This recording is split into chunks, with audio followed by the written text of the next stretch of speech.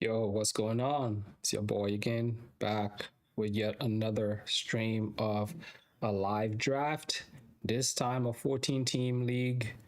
Budget is $250. This is a half PPR league. This is a standard league, not a super flex league, so it's not a QB premium at all. In terms of roster size, we'll go over that in a minute. But the draft is about to start. We got about 3 minutes. I will jump in there as soon as we can. But the first thing I want to go over right now are the strategies I'm going to be employing in this draft. I recently did a video. We'll see if I can get that video posted pretty soon. It just talks about the different strategies you can use in your draft to walk away with the type of roster you want or just the type of players you want. And so it starts with the nomination. So you're nominating players on purpose, meaning, for example, you want to nominate players you don't necessarily want on your roster. When your turn comes around, you can nominate those players and have other managers spend their money there, and whatever money they spend there, they can spend on other players. Think about it as opportunity cost. Secondarily, use inflation to your advantage. If managers are overpaying early in a draft, they have less money to allocate to that draft later on, to players later on in the draft. Then also calculating your max budget, keeping an eye on that because you don't have to do calculations. Maybe that's a whole thing where manually you did calculations, but like Yahoo provides the tools you need to be able to understand every manager's max bid, because you understand this max base allows you to better understand which players to nominate, which players to select at a given time of the draft. Use pacing to your advantage, meaning don't go too fast and spend all your budget, or don't go too late and overpay for lesser players. And then how you place bids, don't be super aggressive. Try to wait till like the frenzy subsides, and then you can submit your bid. You don't want to be caught in the fray with players you don't necessarily want, and then playing the end game. At the end of this thing, I want to walk away with a player or two here and there. That cost me about maybe a dollar or two here and there to just pick up. Those players sometimes could be the difference between you winning your leagues or just, making the playoffs, right? And we know anything can happen in the playoffs. So we have about a minute left. Let's try and jump into this draft. Let me see if we are ready here. Let's jump into the draft and see what's happening. Again, we are doing this in the Yahoo format. And so if you are familiar with Yahoo, the Yahoo platform, this is what it looks like. It is super dark. I would love it to be a little bit like, how do you say, clear, maybe a clear theme, but this is what we've got. And so if you've not been on this before, you have all the available players, and then you have the draft board just showing who every player's drafted, results per team, and then the standings as you draft your player. You will see here that each player, the total of each players will add up to your total here. It'll give you a bit of a basic ranking of how you stack up against the competition. As you can see, Jameer Gibbs is already being drafted for $75. This is one of the things I talked about earlier. Being super aggressive can cost you late. That's I think based on his average, that's considerably more money than I would have spent for Jameer Gibbs. Not that he's not a good player. It's just like trying to maximize my budget here. So you can see those type of things happening pretty soon. Another thing that's happening here again is Brian Robinson and Bijan Robinson. So whenever I see a player like this go up, I always double check, because Brian Robinson and Bijan Robinson are basically on the same team, and sometimes people will nominate Brian Robinson and they'll just say B Robinson, and I've seen managers bid a significant portion of their budget on Brian Robinson as opposed to Bijan Robinson. So like I said, I'm going to be patient early, and I'm going to nominate players that I don't necessarily want on my roster or don't think I necessarily need to end up with in order to get some of this budget off the board. So hopefully I have a lot of money to spend later on the players I want. So it looks like we've got all the managers here. What else? It is already frantic.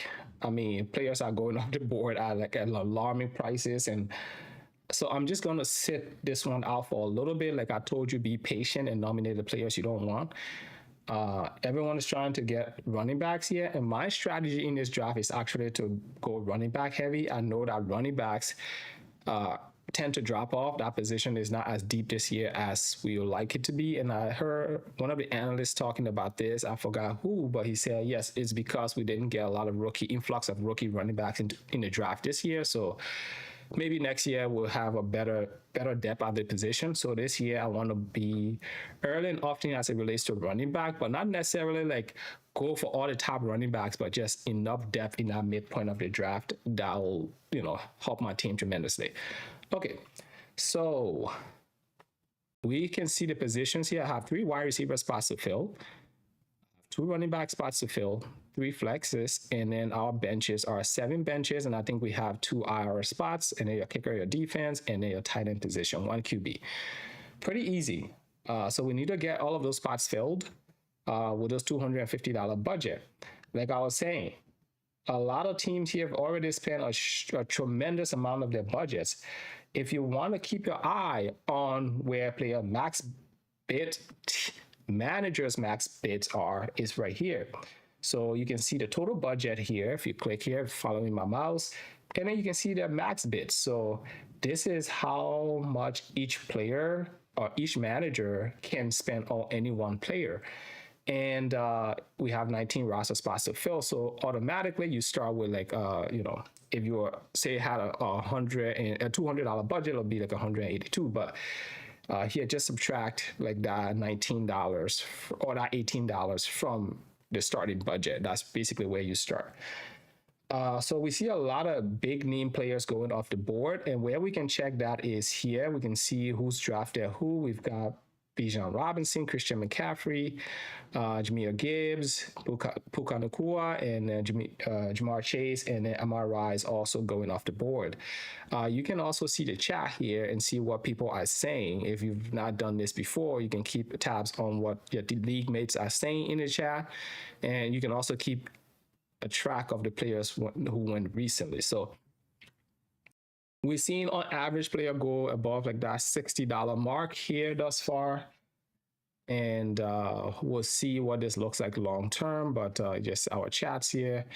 And yeah, so I'm going to, like I said, sit this one out in the first half of this and just see what happens, and try to draft my team later on in the draft, because right now it's yikes, these prices are scary. And so this is what I was talking about early. You can get in this how do you say, you can get this FOMO of, oh, I'm missing out, like every player, all the good players are going. Okay, so there's a team here who's drafted both Chase and Amara. Team already has what, $100 left. Got 2 players and $100 left. Nothing is wrong with that strategy.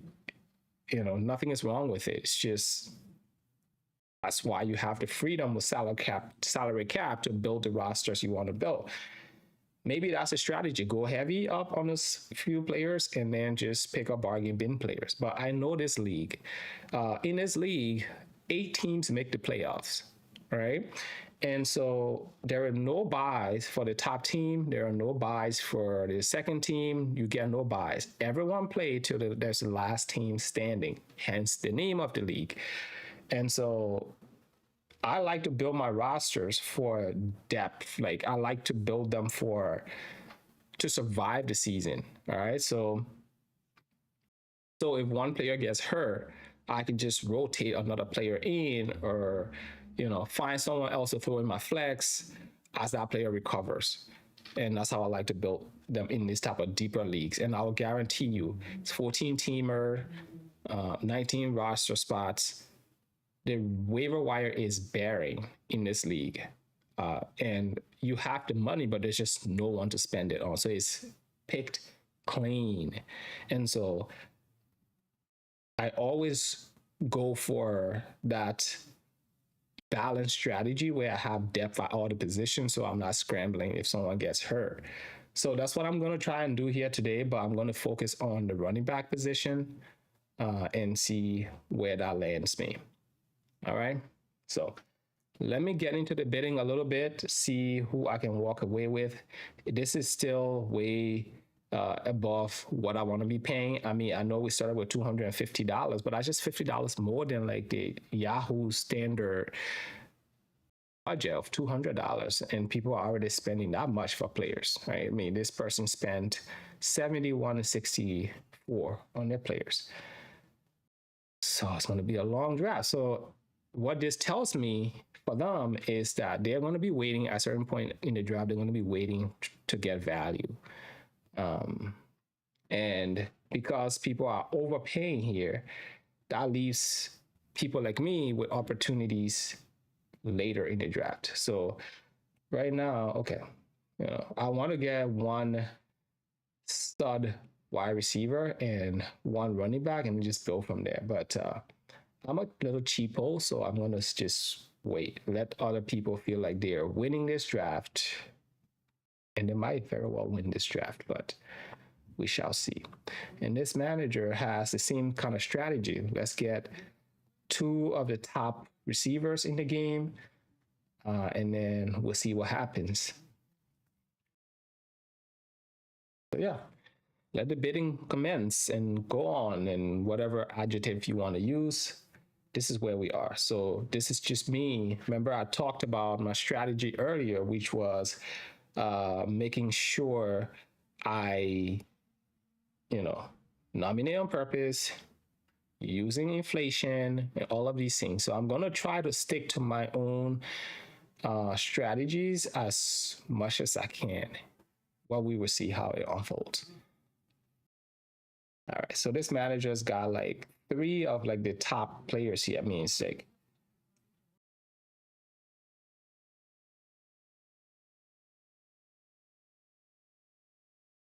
so yeah, he's got 60 left. So there's a lot of overpaying going on here. So 63 left to fill the rest of the roster. Good luck. If any one of these players get hurt for any length of time, it's going to bite that manager. But again, it depends on how they round out the roster. So if this manager is willing to wait for the wee end of the draft, they can get a lot of value with that 63. So it's just a waiting game for them now. Okay, so for me, I'm going to nominate. Let's get some wide receivers off the board. Since wide receivers, actually, I'm going to go tight end. Let's do Bowers. Since I see money flying off the board left and right, I'm going Bowers here. I want someone to definitely overspend. He goes for $36, right? So you can see his average amount that people are paying for Bowers in Yahoo leagues. Someone's paying $2, $3, $4 over that value. That's good. We want to get some of that money off the board. And I know he's probably going to be tight end one and whatever this year, but can I find someone equally productive or close enough? If I can get like 70 to 80% of the value I'm getting from Bowers from another tight end, I will go that route and spend a little less so I can allocate that elsewhere. Okay, Hampton. See, someone is so we got some bots in here, and this person is so we're definitely overspending a lot today. So I will focus on the running backs right now because these are the running backs are flying off the board pretty fast. So we're dwindling here. And again, it's that feeling of FOMO. No manager wants to be left holding the bag.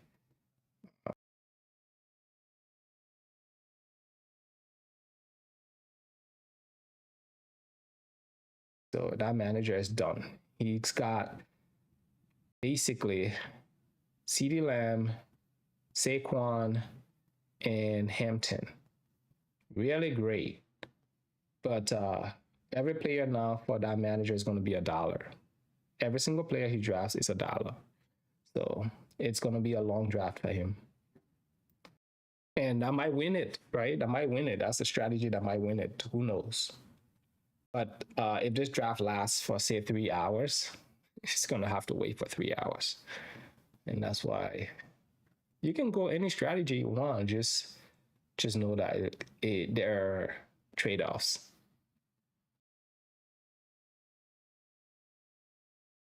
So if we look at the running back position, this is what's left. I mean, we've been what? This is 12 minutes into the draft, and we already got like most of the top running backs off the board. So for me, I'll go guys like Henry and try to see if I can spend a little less. Um,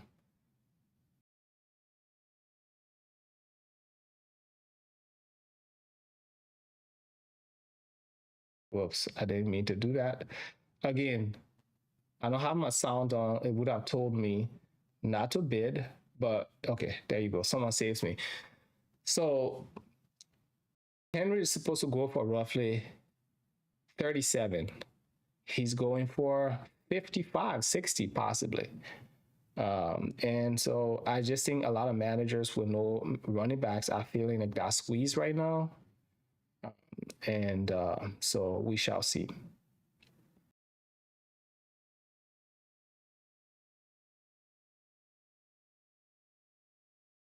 We shall see.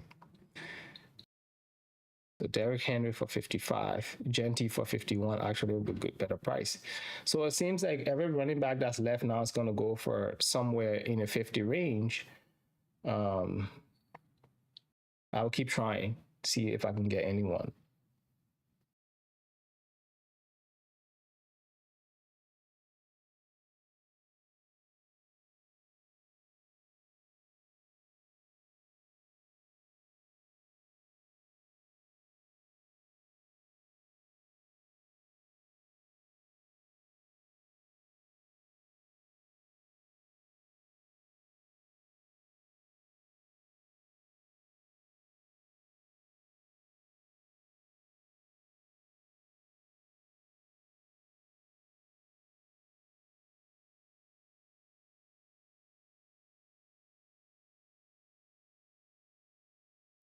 So yeah, this thing is flying by pretty fast. So we shall see. Chase Brown, probably going to go for 50 again. So again, someone's just here. There's a lot of managers just price enforcing. So it forces everyone else to pay up a little bit. That's okay.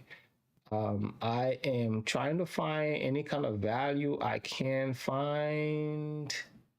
Oof, almost. Um,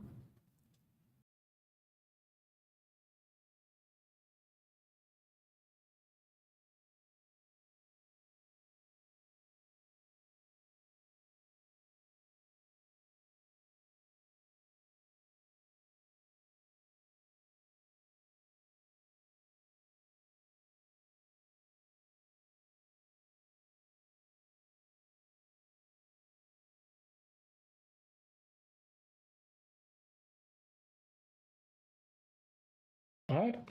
So there's a lot of good teams. I haven't spent $1 yet, which I feel that FOMO right now. Look, I mean, look at who's left on the board. I mean, running back is basically done. But I'll make do with whatever I can get here. So it may just be me. I may have to. It is going to be a lot of overpaying here. So it tells me that there's going to be a lot of value available later in the draft. I'm glad someone nominated Drake London just to get a little bit of breather from the running back, because it seems like everyone is just trying to get the running backs in, and everyone is super aggressive with that strategy. So the players I wanted to actually walk away with, I've got none of them. So I'm left with the combination of, you know, Brees Hall, Love, Kyren Williams, Javonte Williams, Jacobs, you know, that mid tier of running backs. But then when you look at the wide receivers, I'm sure there's a ton of wide receivers on the board. So we shall see. So yeah, it's a lot of these managers just nominated their team and they left. So they got 4 players. They're gonna have to come back later on in the draft to continue building their team. But I'm glad a lot of other managers are nominating other players instead of um, just running backs. It gives us at least one round, or at least a half a round, just running back free, right? And so I feel like the top running backs are off the board now. Hopefully it changes to the top wide receivers, so let everyone fill their teams, and I'll go from there. I don't have any players, but if I can stay solid at every position, I think I'll be fine. We shall see. Nico Collins. Nico Collins is definitely a player I want to end up with in a lot of drafts this season. So a lot of teams are not even like bidding. It's just they're just pricing forcing. It's like I think it's because there's a lot of bots in here, and people feel like they got an extra budget, and so everyone is being super aggressive. That extra $50 makes people feel like they can spend limitlessly, if that's a word. They can just, it's unlimited, right? So I'm now having to pay $10 above what I want to pay for Nico Collins, for example. But that's the price of doing business. So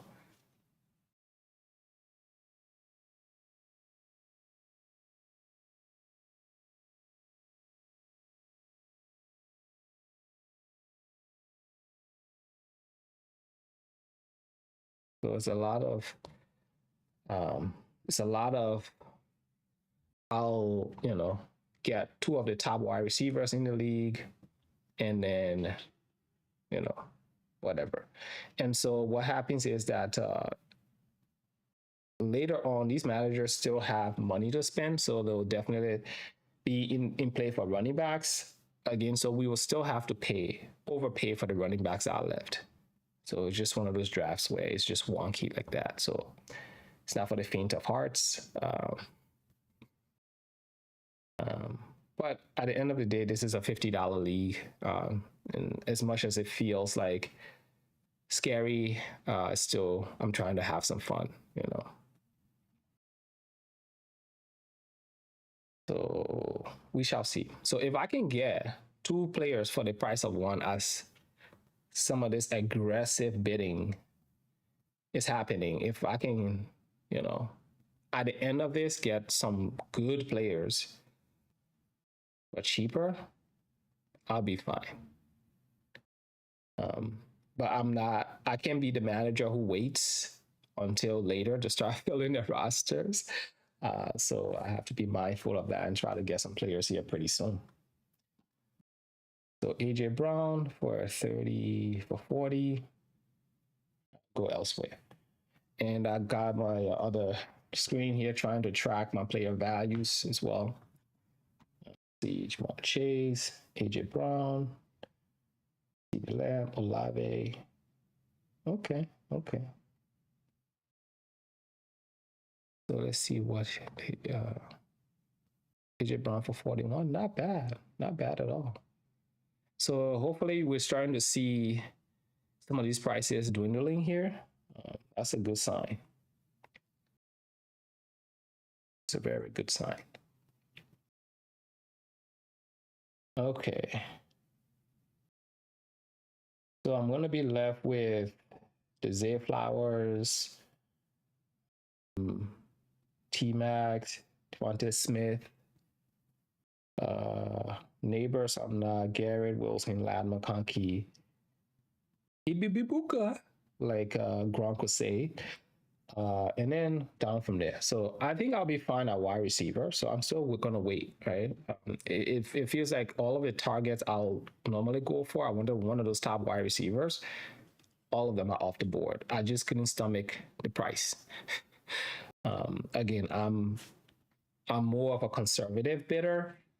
And so, like I was saying earlier, nominate guys like Josh Allen just to get some of this money off the board. And in the long run, that should help us all. I know Josh Allen is a stud, but I can find another QB. This is a 14-team, not a super flex league, so I can find another QB to approximate like 80% or 90% of what Josh Allen does. And he's going to go for 40, looks like. So who's the next QB here? Because I'm going to nominate them. So I'd rather you spend your money on those players and I'll go the other route. So let me go here. Drake May, yeah. Let's keep nominating them. Um,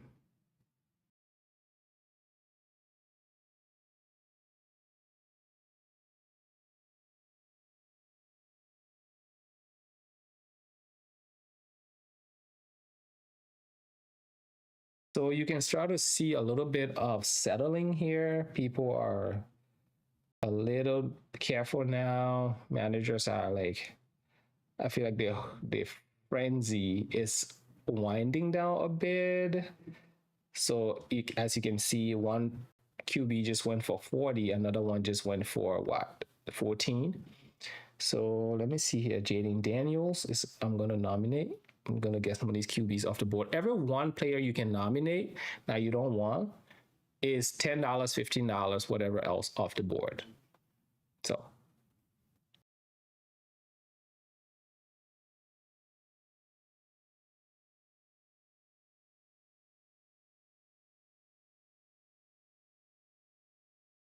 okay. So that's that. That is that. So we know that QBs are going relatively cheap now. So maybe we switch to the tight end position. I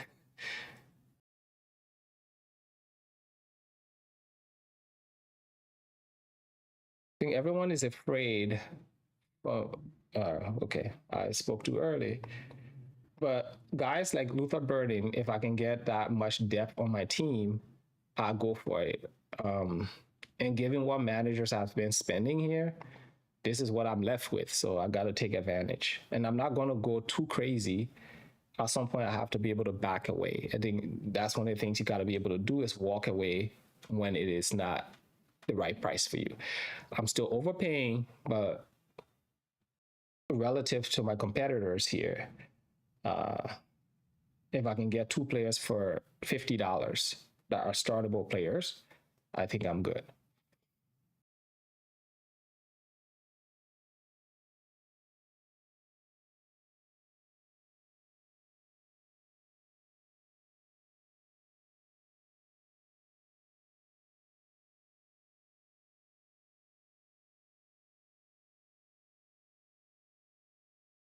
And as you are bidding frantically like this, you got to be careful because someone will drop a 50 and force you to either pay or walk away. So here we go. Brees Hall for $45.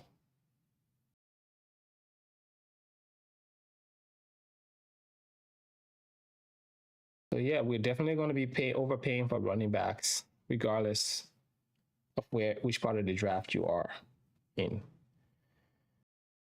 So this is all a shock to me, to the system. So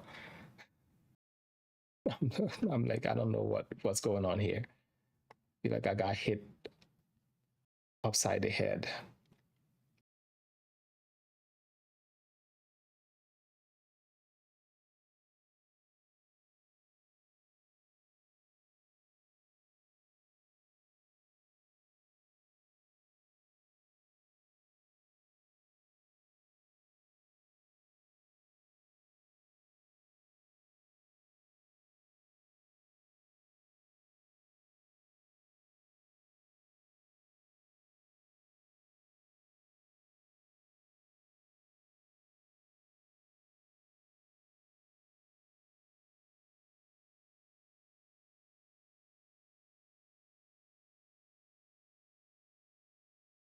Very aggressive indeed. Very aggressive.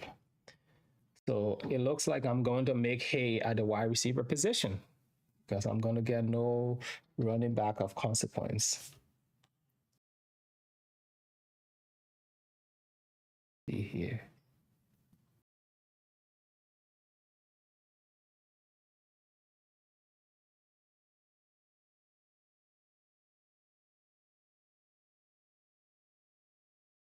And I mean, these every dollar try to spend to bid them up is like a dollar. I'm saving, you know. So for the wide receiver position, spend all your money. I'll be able to find value.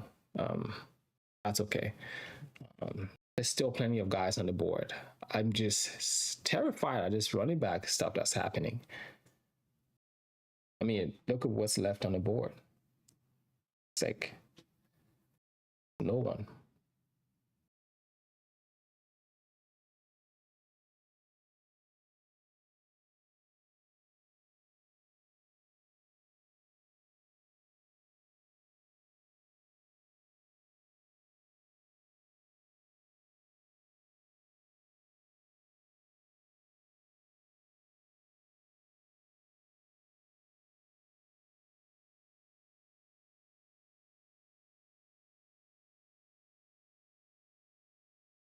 Okay, so I've got some players at least. I've got um, Luther Burden, Zay Flowers. So yeah, so I'm going to just kind of stay in this range of players. Um, $20, $30. Um, and it still gives me the flexibility to go really crazy on wide receivers if I need to. I mean, on running backs if I need to, because I still got 193. So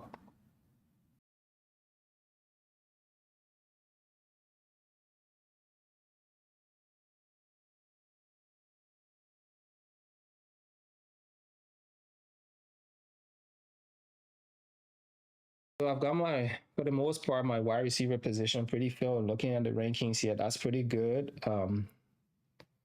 So I'm going to keep just chipping away, hiring. I can be pick choosy right now. I just got to get some wide receivers. He's going to go for astronomically high for price.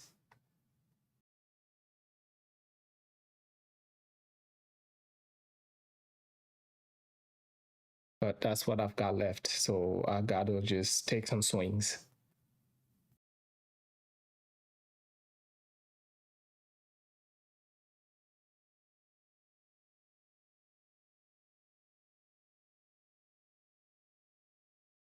All right.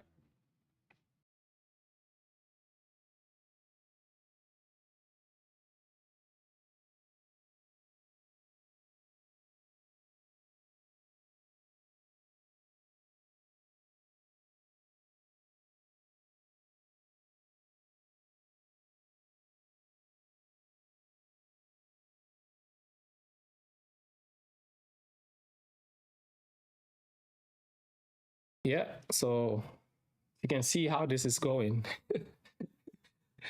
uh, Not so swell, my friends. Not so swell. Um, since at this rate, what I'm gonna do is just load those flexes with wide receivers because I don't know what I'm gonna end up with from the running back position. Maybe two running backs here will cost you $100 at this rate. So if I can get guys like these, it's a little over, but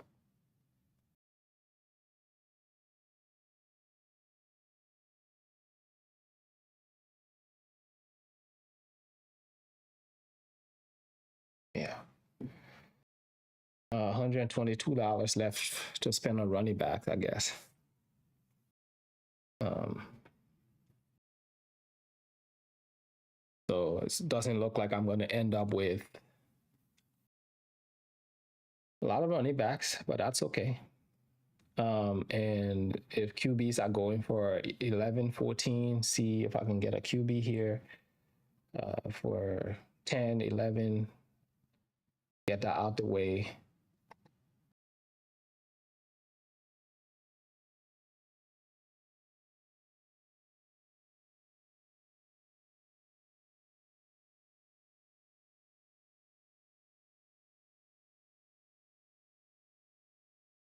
I know a lot of people are afraid of Fred with Jalen Hurts. It's okay. So at this point, I'm probably going to get two running backs that's just how the cookie's gonna crumble, and I'm okay with that. But what I have here is a lot of value at all of these positions.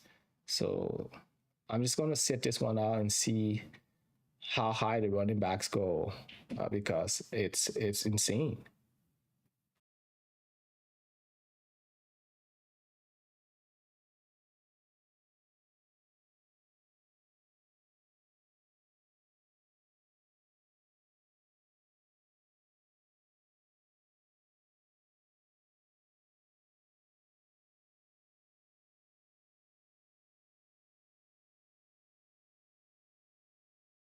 So maybe I'm gonna be playing right in this range here. Let's pick up some flyers. So $109 and 5 players drafted. I'm gonna just kind of chill now for a little bit, unless the price is really good. So if T Mac goes for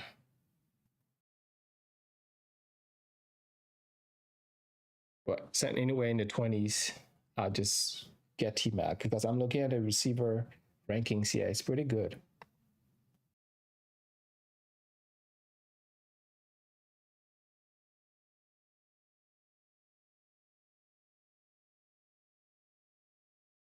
So sometimes you just gotta zig when other managers, or zag when other managers are zigging, or whatever the phrase is, zig and zag. So what I've done here is I've like just stacked my wide receiver position with just these mid-tier wide receivers. Um,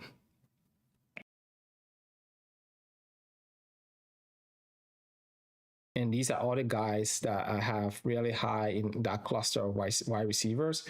So instead of having a Jamar Chase for $60-$70, I have a good enough depth that if someone gets hurt, I can just swap them in. And so the only thing I have to do now is get running back and tight end. We are all going to be paying a premium at some point. So for $84, I can be patient and get some really good, hopefully some good depth here. I'll just let the board play out as much as it can. Tyler Warren.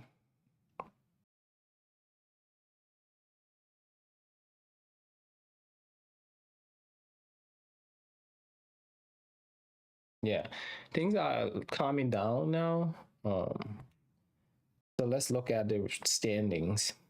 I mean, I'm projected right now with no running backs. I definitely need running backs. So I'm going to nominate another wide receiver. Since I am now strong at wide receiver, I'm just going to keep nominating wide receivers. I don't care. Just keep spamming the position. Let other managers spend at the position.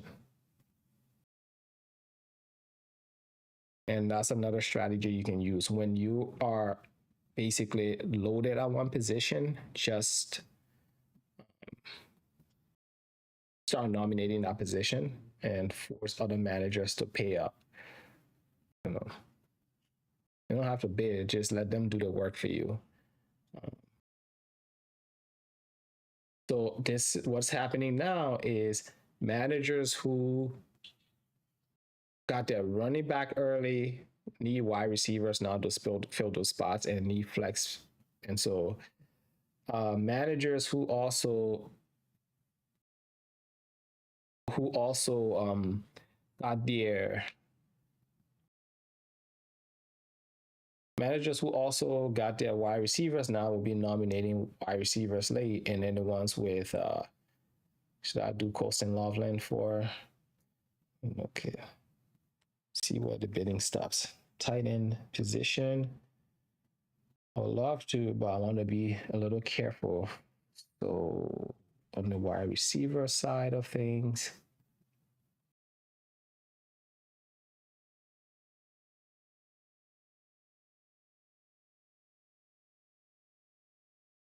all right. Colston Loveland, Brock Bowers, Tyler Warren, Kyle Pitts. Yeah, I'll see some. Yeah, try to find someone else, but I have to make sacrifices. Until I can get a competent running back, I have to be a little careful now with that amount of budget. So I think all of the managers here are just kind of waiting for running backs, right? We're all waiting for running backs. So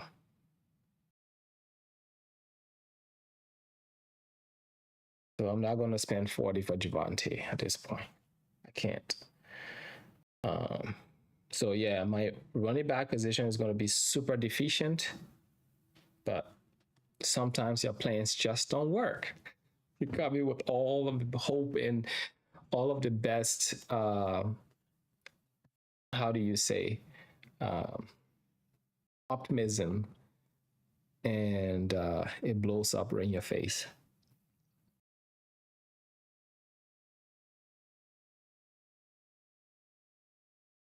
Scatterboo goes for 40 as well. Yeah, 30. It's gonna go for close to 40.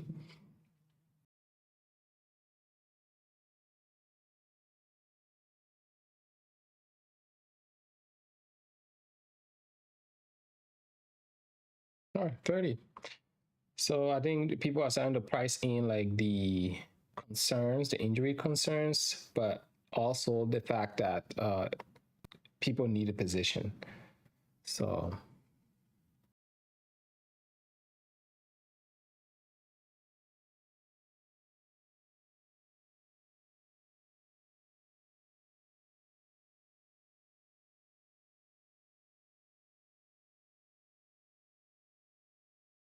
yeah, so this is what I've got. At least wide receiver is solidified, and quarterback is solidified. I just got to worry about running back now. And hopefully, if I'm patient, it'll allow me to get one running back at this rate.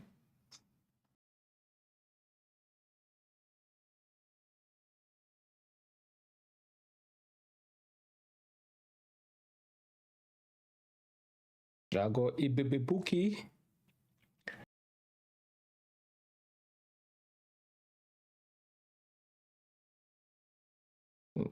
The African names, right?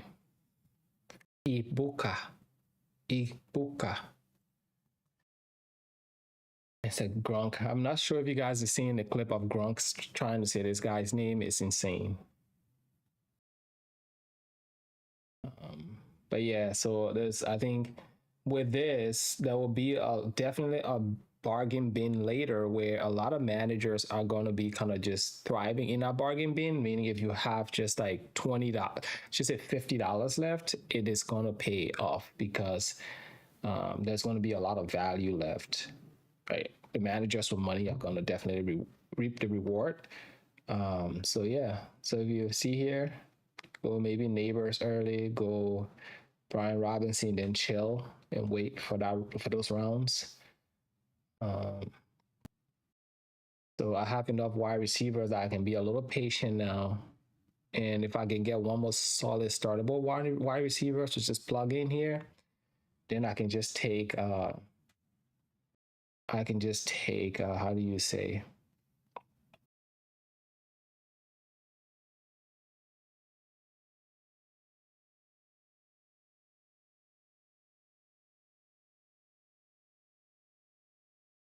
I can just take shots at like the running back position. Let's see here.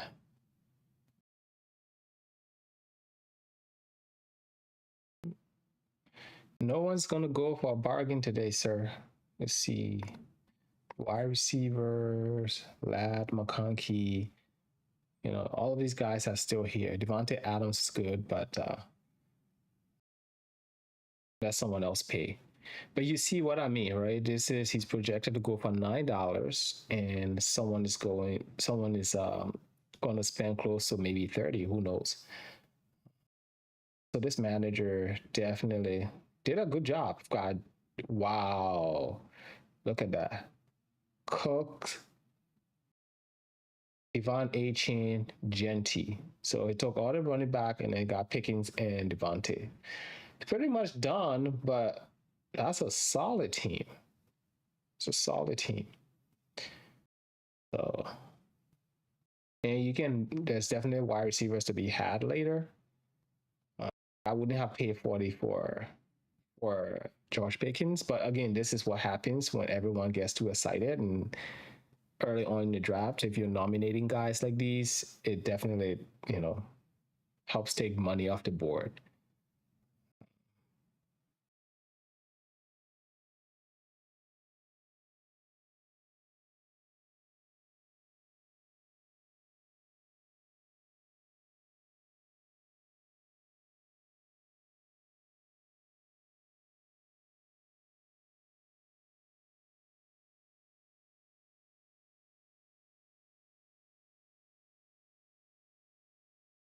Some of these prices for these wide receivers I'm looking at, and I'm like, should have, I should go that route, but be careful here.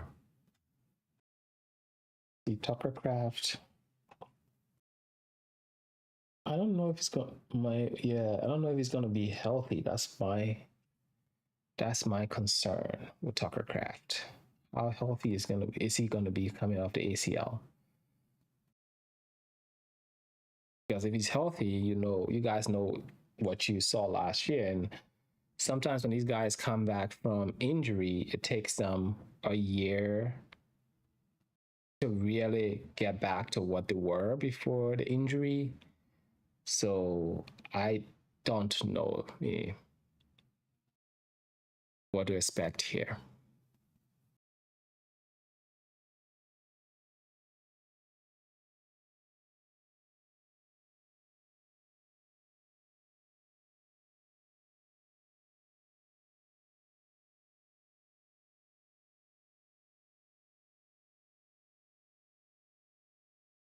Yeah, back to the running backs.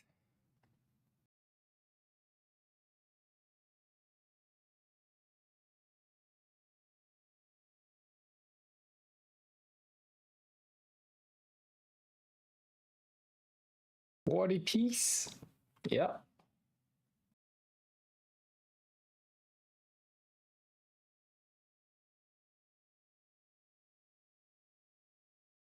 Chan.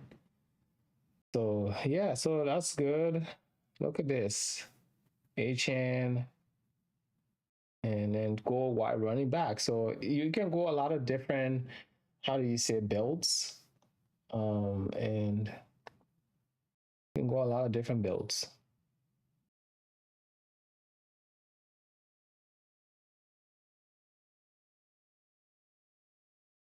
So this person's got 3 running backs and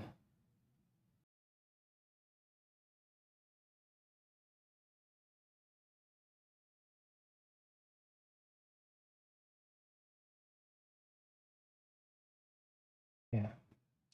At this rate, I'm not going to be fighting everyone for. I mean, you got your wide quarterback. He's got his running back position filled. Got 2 solid wide receivers, so he can take other risks that I can't afford to take. So you just got to be careful. Until I get running back, tight end is expendable.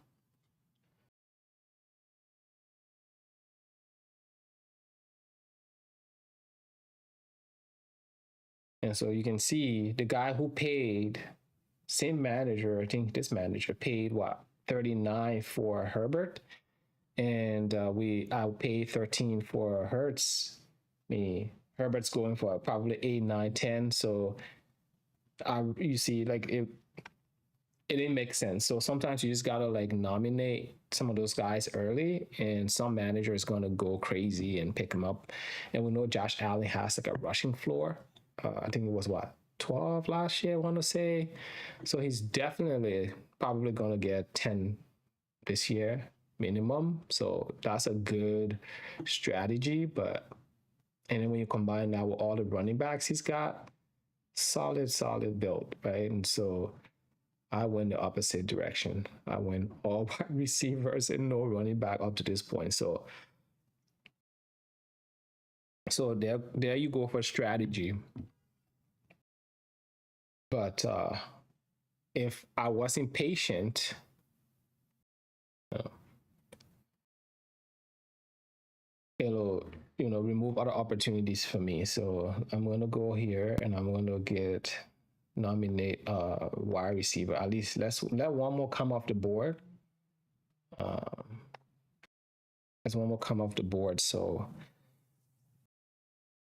every dollar that comes off the board right now is good for me.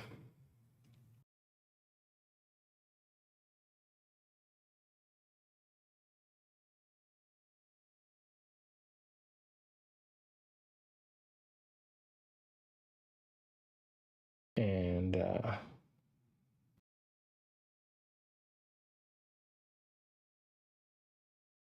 yeah, $20, not bad. Puka, Lamar, Colson Loveland.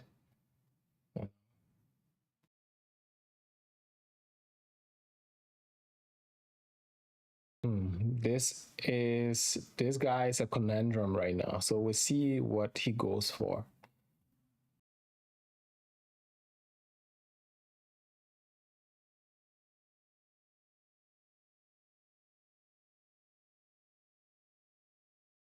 Yeah. I mean, how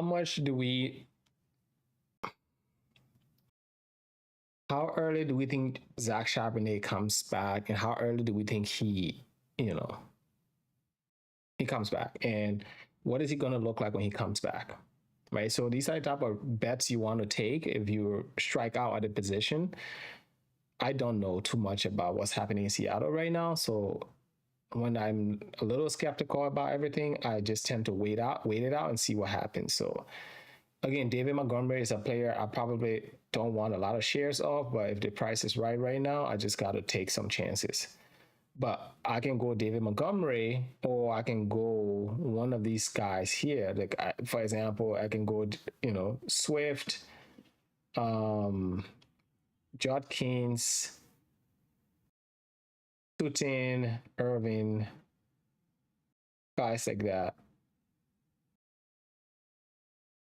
I'd rather spend my premium on. So yeah, Montgomery. Oh, okay. I'm forced to spend some money now because I'm really high on Judkins. It's probably going to cost me somewhere in the 20 range, but that's okay. Nope. It's just making me spend.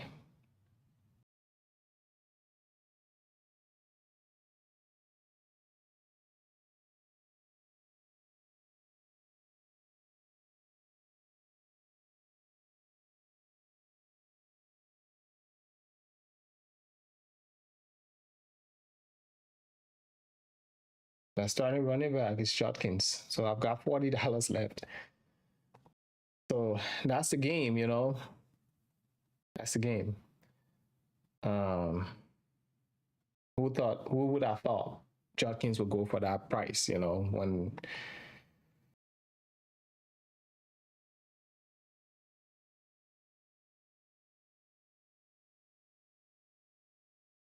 so now this is all the value plays. Guys like Ramondre, if you strike out, just spend. I've given my budget. I can't spend too much more.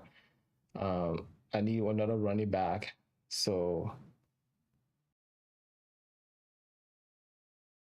I'm overpaying still. So you overpay early or you overpay late. So you gotta like pick a lane. So with Ramondre, Judkins, I just need to just get bodies at the position. And so I was talking about max bids. As you can see here, this is everyone's max bids, right? So a lot of people have a lot of money still. Like this team has a lot of money still. You have other teams who still want a lot of money. I've got $24 is the max I can spend on a player. And so yeah, there'll be a lot of value to be had here. But just I don't have a good running back depth. I wish I didn't spend 24 on Judkins, but again, this is the price of doing business. See here, this is who's on the board. Yeah. So I will wait a little bit more. Maybe I end up with guys like Jordan Mason. I can go Swift right now and completely blow out my budget if I can even. So let's see here.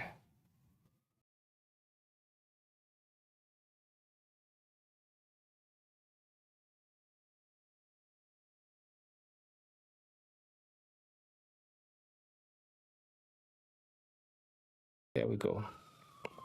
So that is my team. My max budget is $3. So this is going to be a waiting game for me. But at least this way, you guys can just enjoy the draft with me because I'm done. But at least I got something. But there's still a lot of players on the board. It's just like there's a lot of money on the board, a lot of players on the board. So some of them are gonna go for cheaper, more expensive, but I did what I could to salvage what I could. Um, so we will see what happens later. You see, guys are starting to go now for if you know, like instead of spending 35 on Judkins, someone really wanted Judkins, so they were willing to spend up, and I need a running back, and I went. So I could have like maybe shaved $10 more off of Judkins. I'd be fine, but such is the business, like I said. Everyone is overpaying in this one. The managers with more money later are the ones that are going to benefit with some of these second tier players here. But again, you don't want to wait for like the value to be too low before you strike. And so when you look at guys like who just went? Jameson Williams for 20. And then you have guys like I drafted for T Mac for 25 and stuff like that. I think that's a good price. I'm just looking at rankings here. Yeah. So tight end is gonna be for me.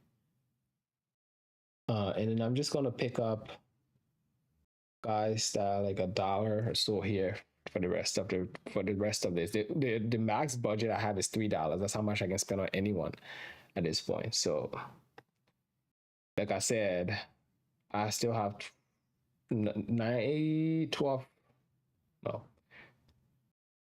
Yeah, about 10 roster spots to fill.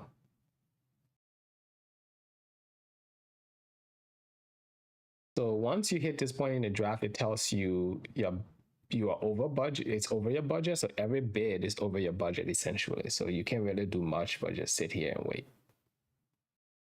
and enjoy the draft. So I'm going to put this on a little bit so you guys can just see what's happening for a little bit here. Let me just get some water and stuff like that.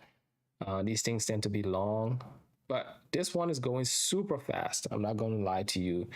The last one I did was like 4 hours plus. It was a super flex league. Those ones tend to be really long, and it was $450 budget. So there's so much money left, and it just makes it long. All right.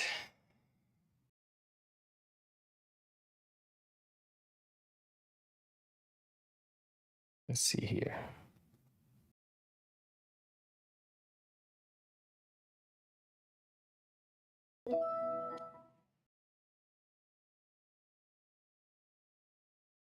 So who's next? George Kittle.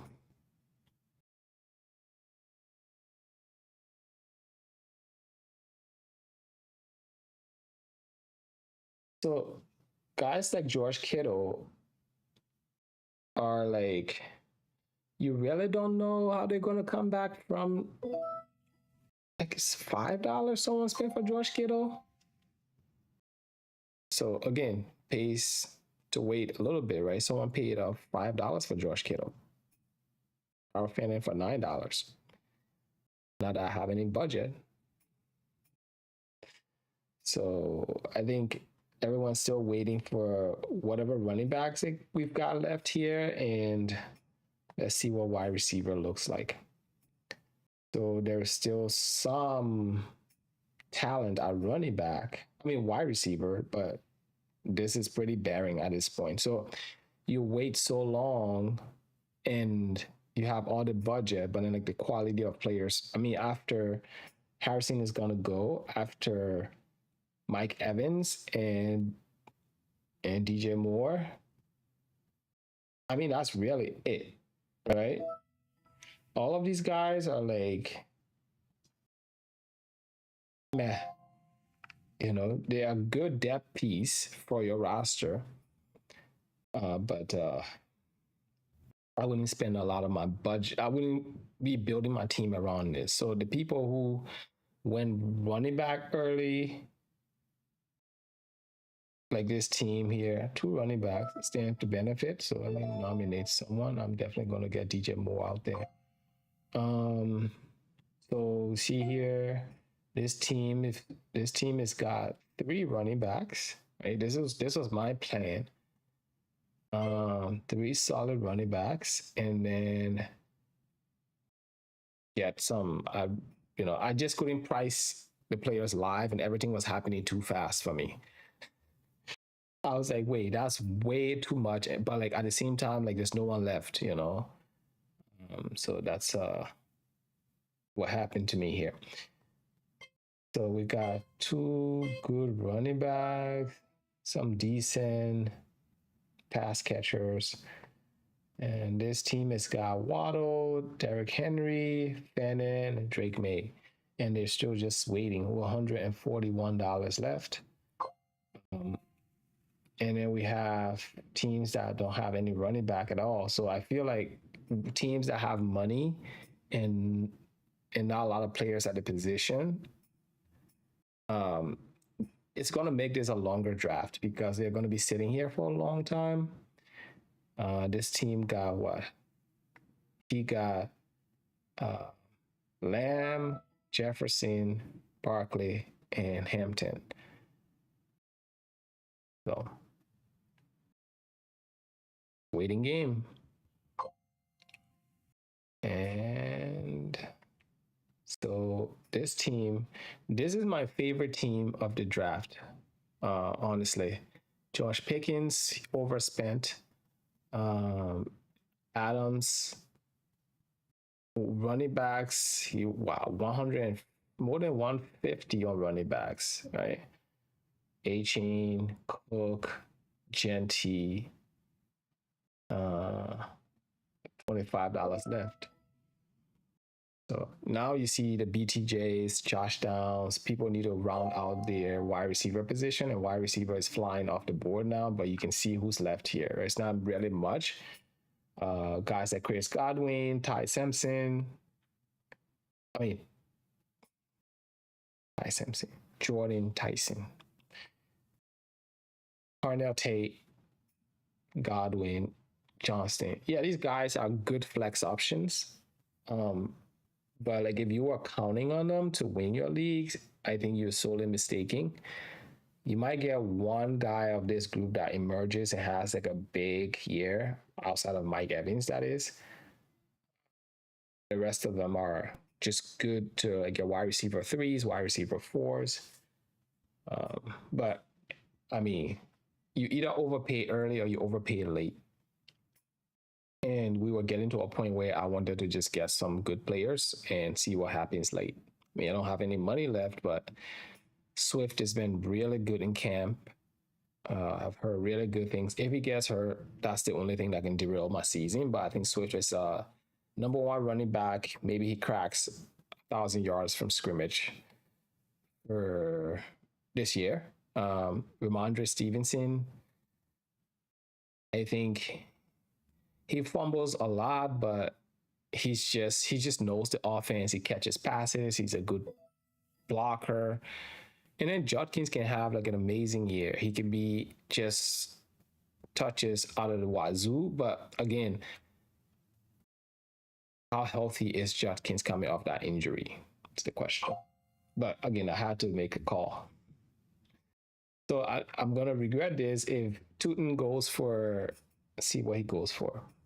Okay, so he's going for probably more at this point because everyone needs running back. So at least I feel a little better. All right, I feel a little better.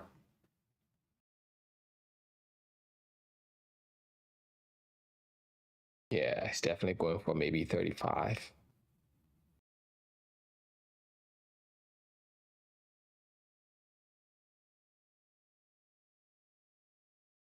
Yeah, it's definitely going for maybe 35.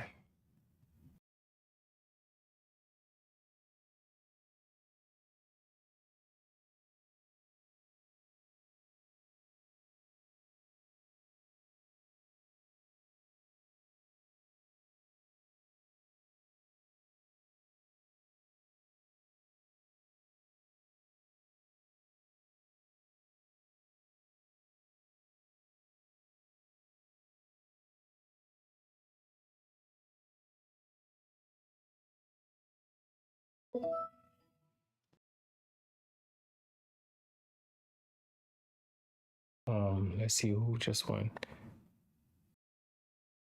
Bayshore for 33. So yeah, you are bound to pay up early or pay up late. I mean, I don't feel bad now given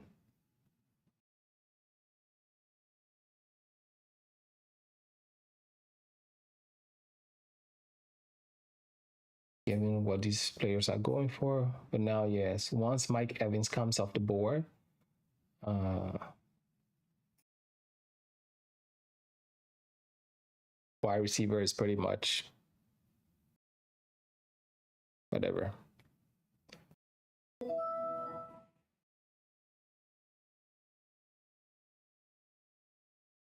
Um, see here. So in other drafts, I'll be like, okay, let me start building my queue and stuff like that. But I I don't have any money to spend, so building a queue doesn't really help me right now. So I have to still wait until I get to a respectable place where everyone is close enough in budget to me, and then I can start building queue based on who's there. But right now, building a queue doesn't help me at all because I can only bid a maximum of $3.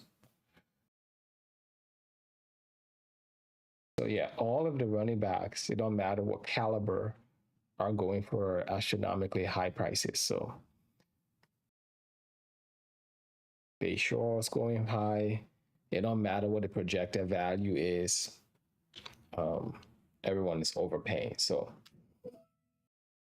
31 for Bayshore.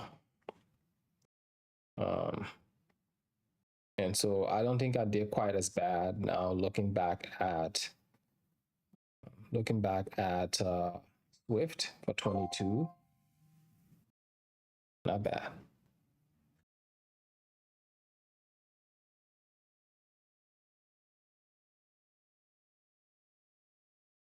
See here. McCaffrey, Dak Prescott, Caleb Williams. Okay, it's doing some sort of stack here. George Kittle for $5. But if I was this manager, I start bidding on everyone. Right? Jonathan Brooks for 25.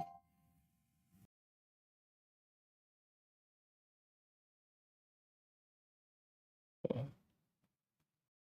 So solid at every position. If Cam Scatterboo stays healthy and Price stays healthy and basically it's like the lead back and Brooks stays healthy, tremendous team. Um, so yeah, I think some managers are just trying to go now. It's like I'll just spend whatever I can on to get the players. Let's see here. So Irving and Gibbs and Landon. Um,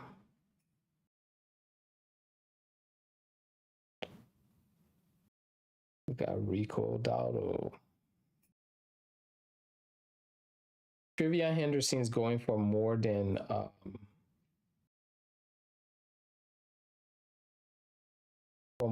Swift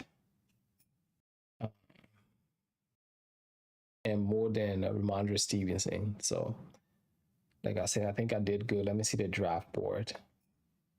Yeah, I'm still top of the board. Yeah, I just got more players than most people. So that's what I've got. If you look at the average projection, total running back points, there are some managers, like this manager's got 694. Um, some managers don't even have a running back yet, right? So yeah, I think I'm right there with most. Not that my running back is the strongest, but I'm close enough to the top running back managers. And if my wide receivers produce, I think I'll be good. If I'm getting like say 10, 15 points a week from each of these wide receivers, whatever I get from the QB position and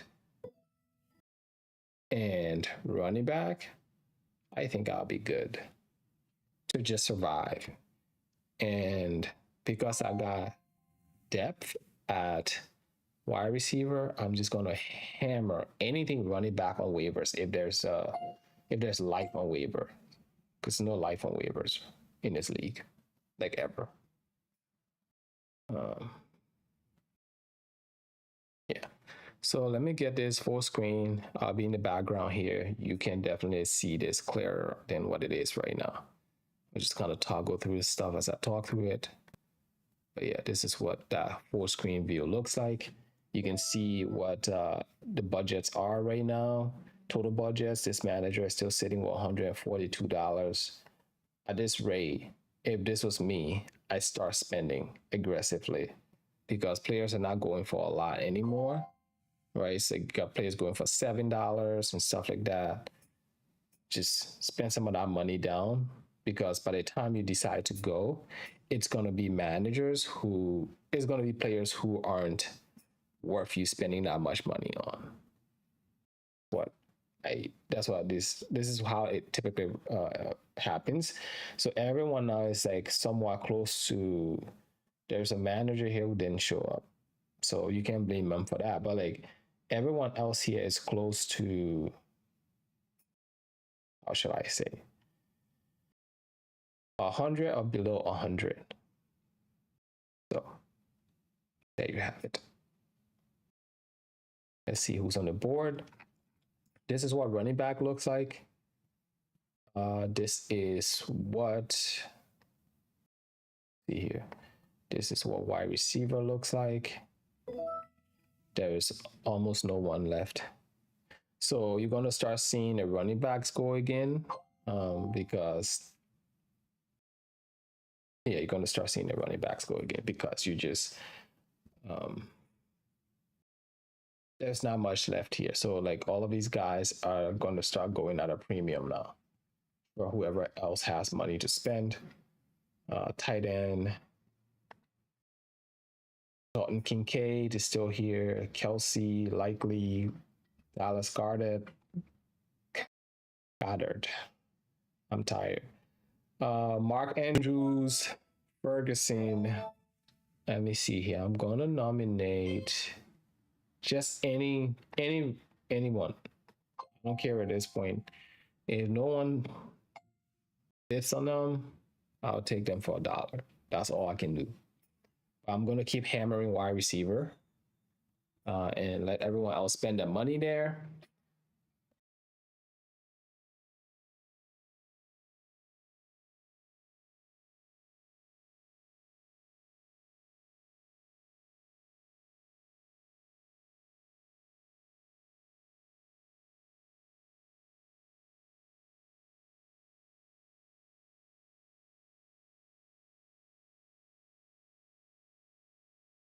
So Jordan Tyson for $10.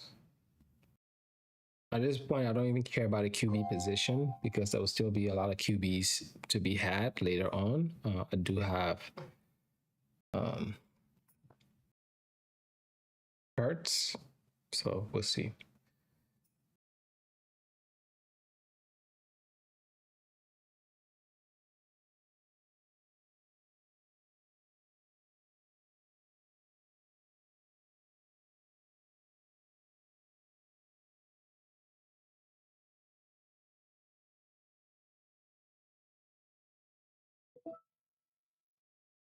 So yeah, so there's definitely an adjustment now for prices.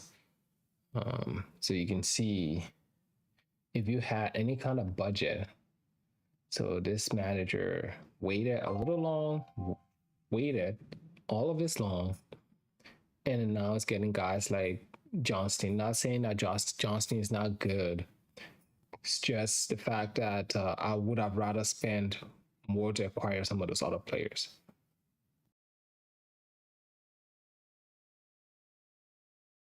So we have Fannin here, and we have Kyle Pitts. Good tight end room, but I would have rather spend some of that money elsewhere, to be frank. And you still have $100. Like, what are you waiting for? Spend some so we can all get out of here. You waiting for the bargain bin at this point to spend $100? Like, okay, one thing I like to do is keep an eye on the draft, and as you should be flexible in these drafts and try to adapt as much as you can, because as you saw tonight, I had a terrific plan coming in. All right. As we discussed before, my plans were, you know, I had like a whole set of strategies I wanted to follow. I'm in it on purpose. Use inflation to your advantage. Well, it's really hard because this whole draft is inflationary.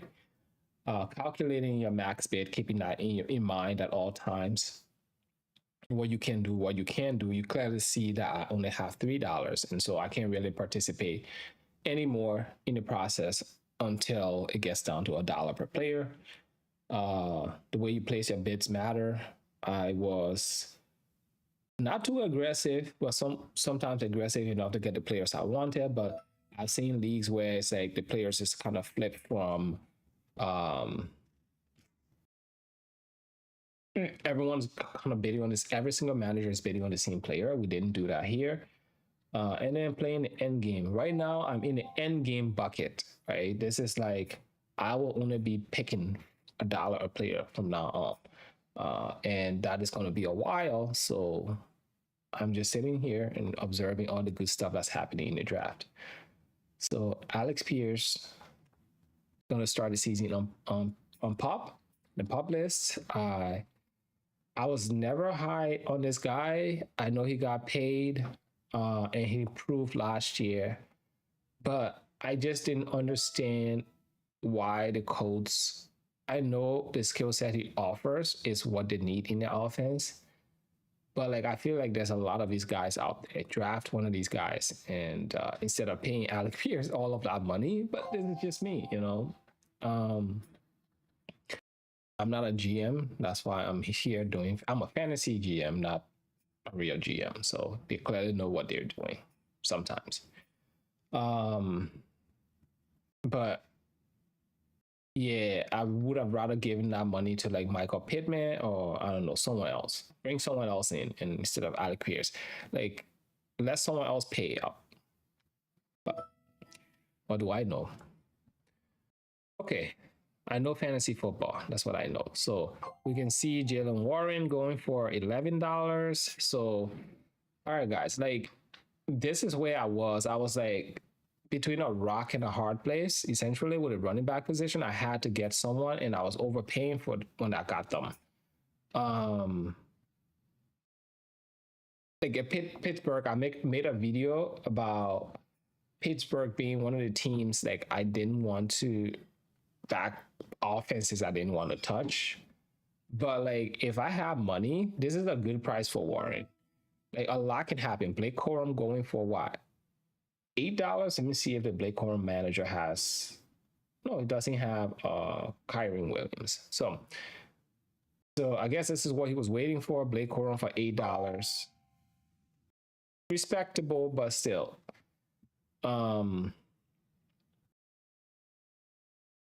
But yeah, that's a good price. So if I have money, I definitely partake here. So this is the plan. I was trying to like just spend enough in those positions where I still had money right now.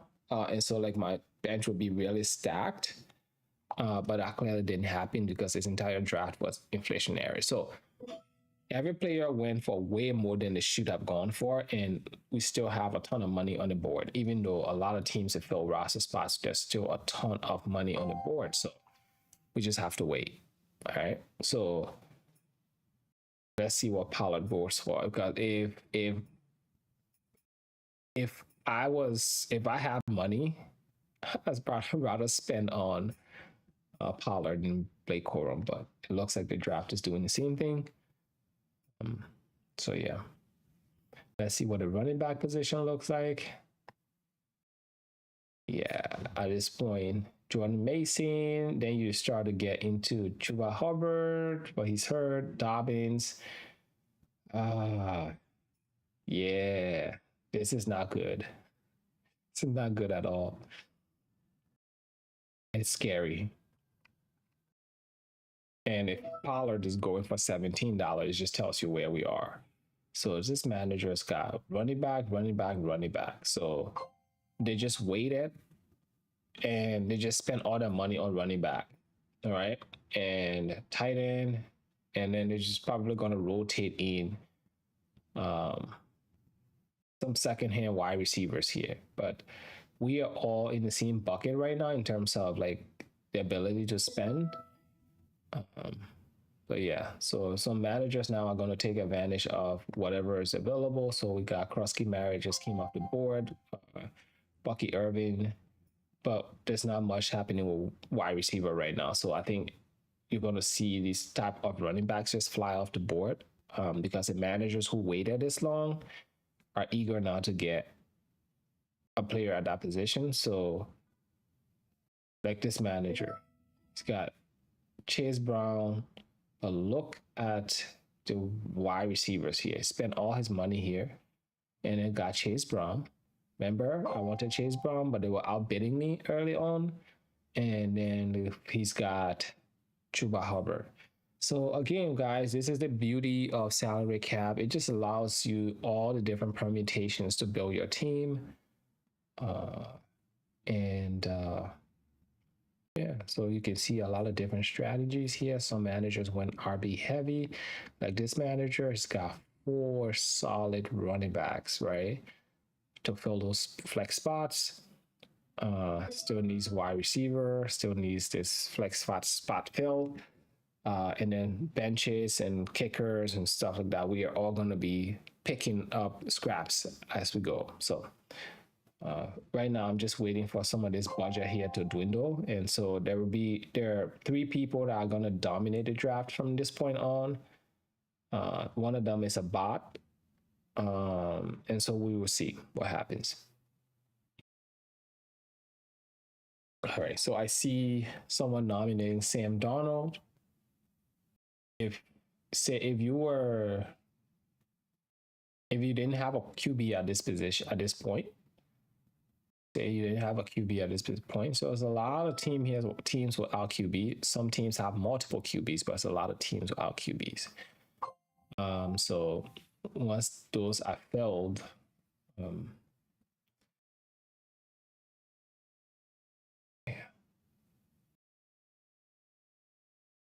then we'll get a better picture.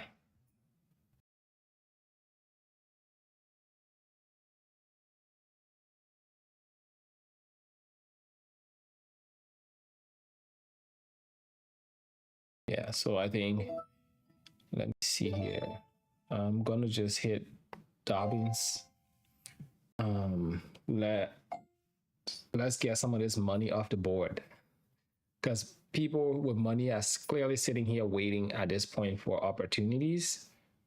Let's just get some of those off the board because they want to spend, but the only position to spend it on is really running back. Because if you look at running back and tight ends, if you look here, this is all we've got. I mean, Colin Sutton's good. Michael Wilson's good. So at this point, if I wanted to start building my queue, the type of guys I will go after is like guys like Shakir, because that's who I'm probably going to be able to afford later on in the draft. Jalen McMillan, uh, Illinois. Oh, he went for $15. So yeah, so we got some of that budget off the board. Hunter Henry, that is just that offense is just too crowded right now. Again, I made a video of like the offense, this fantasy situation I'll avoid. Uh, I'm looking to avoid by all means necessary, and definitely, like um, there were some guys there on that board. Trey Tucker's on that. The entire Raiders pass offense is on there, receiving core rather. But guys like Pat Bryan, I may get away with. Guys like Jennings, I may get away with. Right. That's about it really. Um, see what just happened. Jordan Mason for $10. That's a starting running back for $10. So I could have waited and gone that route. So let's see here. So okay, he's just gonna pay for all of the second tier running backs that are on the board. So if that's me, I just keep just hammering running back over and over again. So yeah, let's see. Jalen Coker is here, but he's probably gonna go for way more than I can afford. Same with Wanda Robinson, Romeo Dobbs, guys like that, right? That you can throw into your roster in a pinch. And then obviously Stribling. I really like that player after what we saw from him last night and all the news that have come out of camp. Stribling looks good. He looks good. And when you look at who he's competing with for opportunities, it's no one. So draft Stribling as much as you can because Mike Evans is hurt and he always is hurt at some point in the season. He always comes back, but he's hurt, so he will miss definitely a few weeks here and there from time to time. Then you have Deebo Samuel. Right? How much are we sure Deebo has left? I don't know for sure. Might fall off the cliff. He may not fall off the cliff. Could be a total like he could go back to Deebo of old, and all will be well. Then you have Christian McCaffrey. McCaffrey is at this point I just can't invest. Is like the Derrick Henry thing where every year you're waiting for Derrick Henry to fall off the cliff. Last year we saw a really good year from Christian McCaffrey. I hope again this is a terrific year. But outside of that, who else does he have to compete with for targets? I mean, Josh Kittle is coming off injury. Yeah, so Stribling is probably going to be number 2 in our offense behind Mike Evans until Kittle gets healthy. So draft Stribling as much as you can. I'm not going to be able to get him in this draft as I was building my queue. I'm not going to be able to get him because someone's going to have more money than me and they're going to outspend me. But you can hope that everyone spend their money and he's still sitting there and you can poach him late. Most likely not. But let's see what happens. So now I'm building queue with these type of guys that I can hopefully end up with. We'll see. And I'm not going to nominate any of them any early. I'm just going to keep waiting and nominating other players. If someone nominates them, so be it. When we go to the running back position, I'm not going to be able to get Harvey Manungai. I'm not going to be able to get any of these guys. So maybe Spears late, maybe Kamara late. Then I started taking shots at Brian Robinson, the handcuff types, Dylan Simpson, Isaiah Pacheco. Those are the guys I'm going to be able to leave here with Blue. So what's this? Yeah, so this is what I'm going to be looking at in terms of picking up guys. Connor, maybe. Guys like that.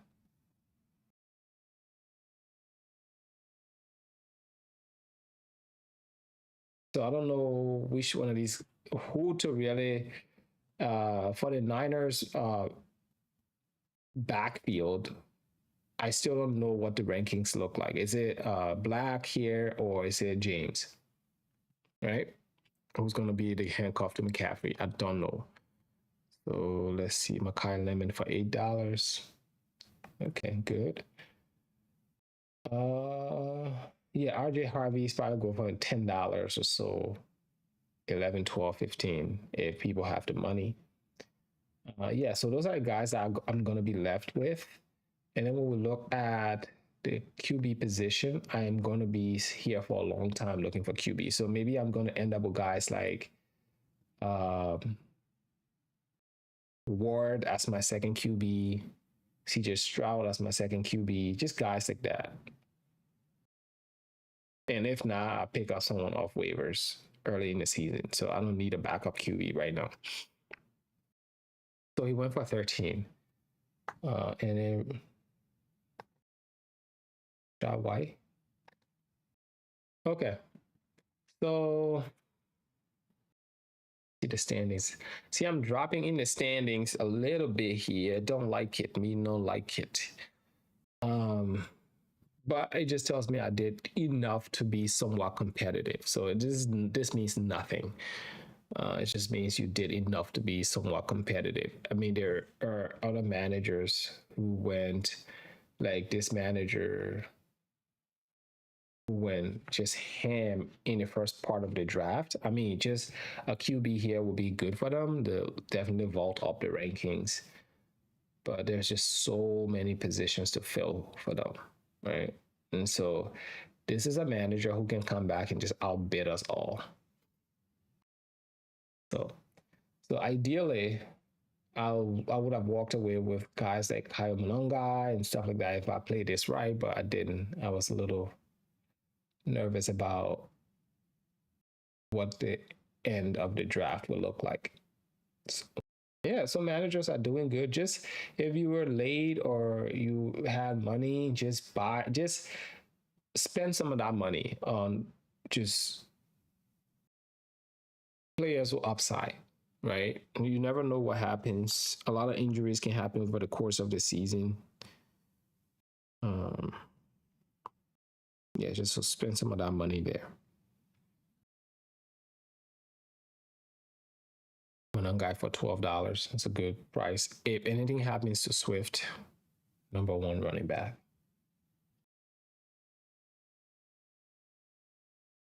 Yeah, so people start to fill out their benches now for those with money.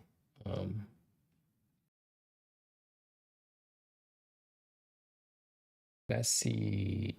Still okay. So there's still teams that need QB.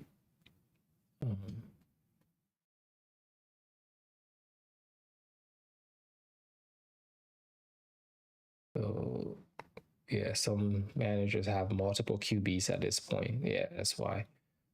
So Alec Pierce, George Kittle, with all that money, this is what you end up with. So again, this is why waiting too long is great, but it's not that great because this manager's got what, $96, 10 players, 9 roster spots to go. And this is the quality of their roster. QB, absolutely gonna be a smash hit, regardless of who produces this year. But the rest, don't know. I'm just gonna do Bo Nix, see if anyone outbids me. At this point, I'm just looking for really. Yeah, there we go. Just looking for anyone. I'm not gonna fight this and whatever. There's still a ton of QBs on the board. And so I'm just going to like nominate whoever I want at this point from a QB standpoint, and whoever outbids me, outbids me. I'm not going to spend too much money there.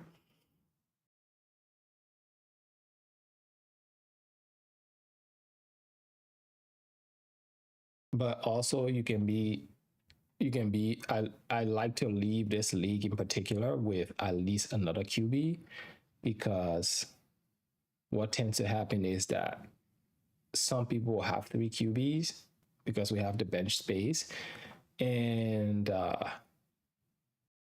you try trading with them and it's like it's a no. Like no one will.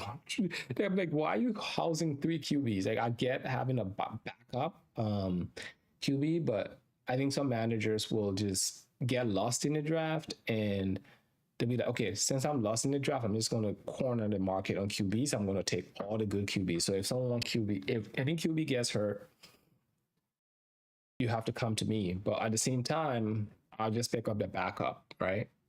And so then you're stuck with four QBs and taking up your roster spots on your bench. You can't really allocate those roster spots to another position. And you don't want to drop them either because then it'll look like a bad idea. So yeah, I would just keep chipping away here and waiting. There will come a point where we all just kind of select who we want and kind of move this thing along. But with 90 and 120 and whatever on the board here, yeah.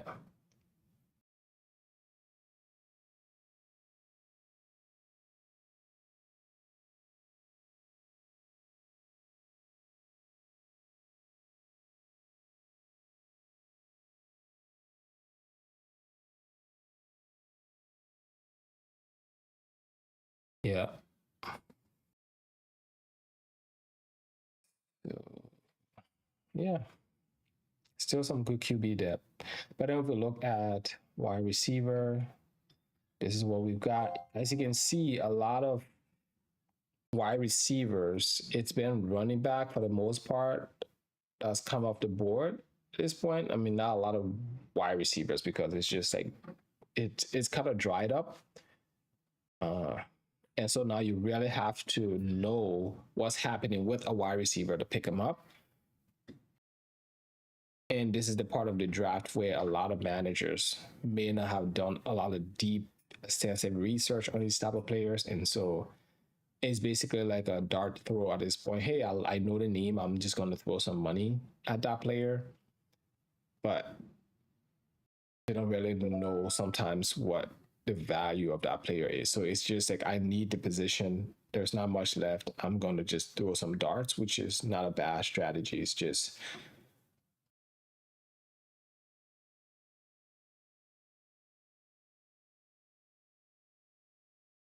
but if I had waited and waited for the wide receiver position, the running back position, just to get a running back in there and then start filling up with like wide receivers, I was just going to be one of those teams that just don't have good enough depth at any position. At least I'm overcompensating. I'm paying up at wide receiver if my running backs are going to be horrible. And that's what I did.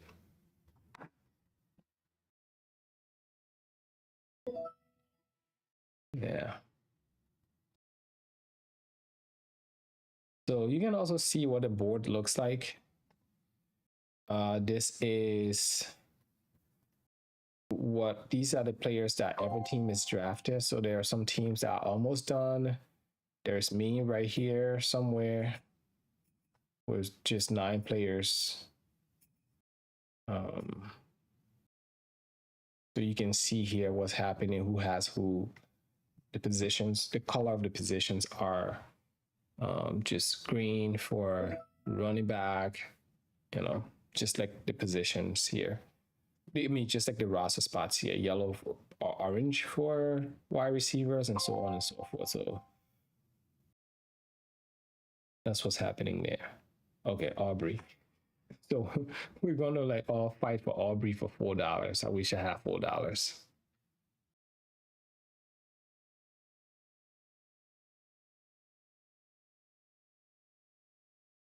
All right, guys. Let me you know, take a little break, drink some water and stuff like that. But the draft will continue to run. I'm not going anywhere. Just like resting my voice for a few minutes here and get some water. And we'll see what happens.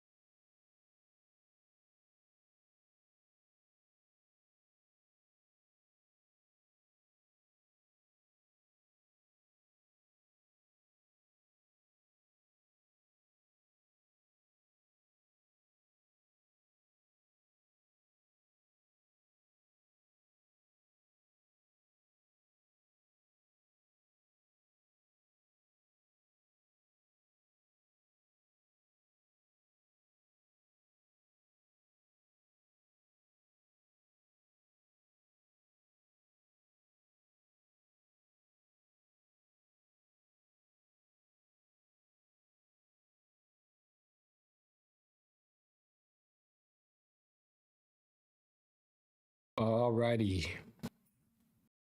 I had to grab a little snack to eat, but I'm back.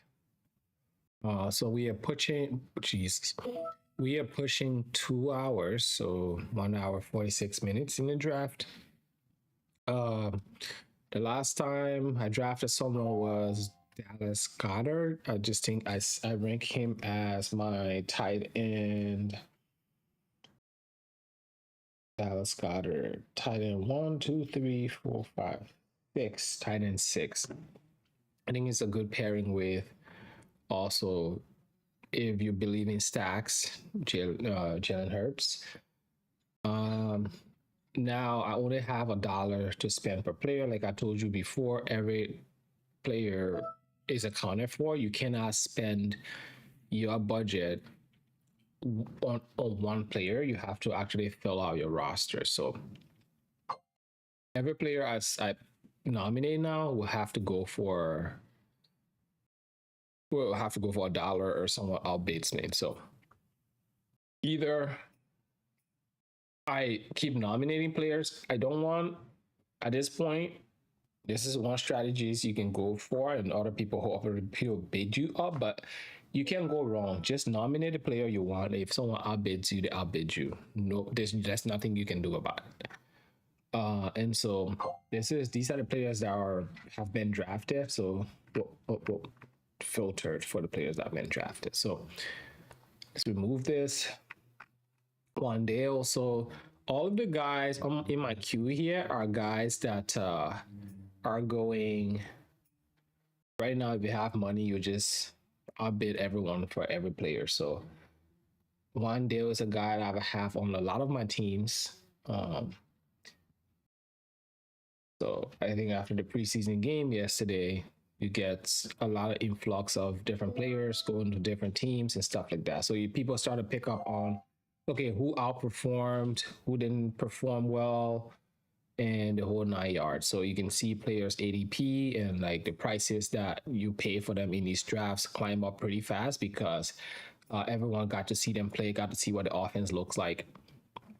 Until now, everything was like theoretical, right? Like, we think they're going to be X. But after some of the preseason games and seeing how these guys look with their starters and stuff like that, I think it really did tweak and change how people see them. So let's see who has QB and who doesn't. So for now, everyone has a QB except this manager. And he's on auto bid right now, so he's got a QB. So hopefully I can get a QB here too. I'm just gonna nominate who I want. I mean, if someone outbids me, they outbid me. So at this point, I can't go wrong. Someone's gonna outbid me. There we go. But there's still some good value on the board. So most managers already have 2 QBs, so there's no need to.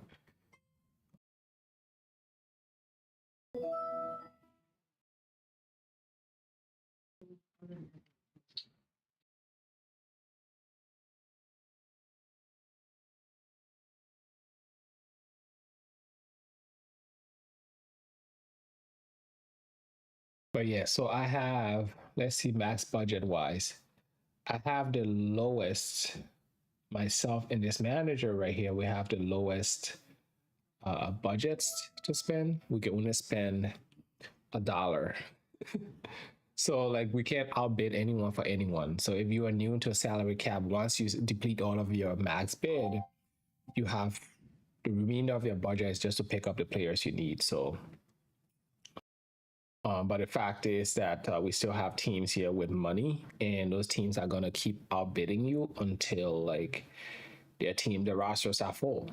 And my goal here is that by the time their rosters are full, hopefully I've snuck in maybe 1 or 2 players. That's all you can hope for.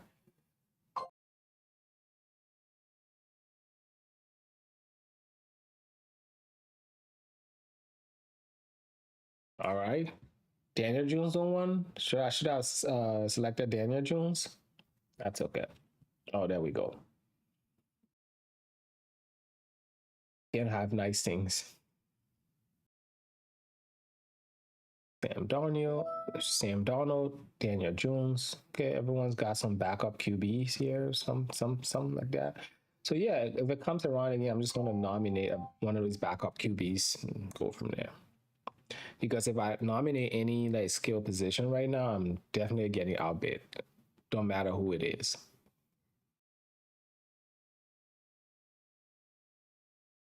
So we've got Cam Ward, we've got Bryce Young, Mendoza, Geno Smith, Aaron Rodgers, Cousins. Yeah, that's really it for QBs, right? Shador maybe. Um, and then it's all the backup types. So let's see.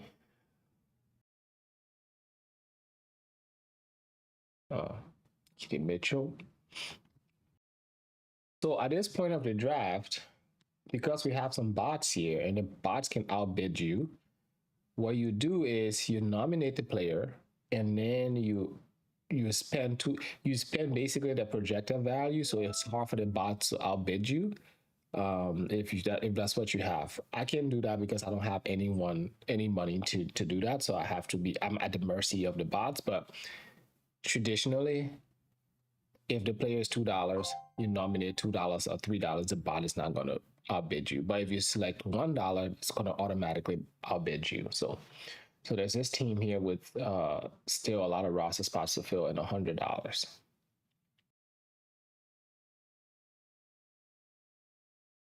What you can do is what was a common knowledge before was basically feeding the bots.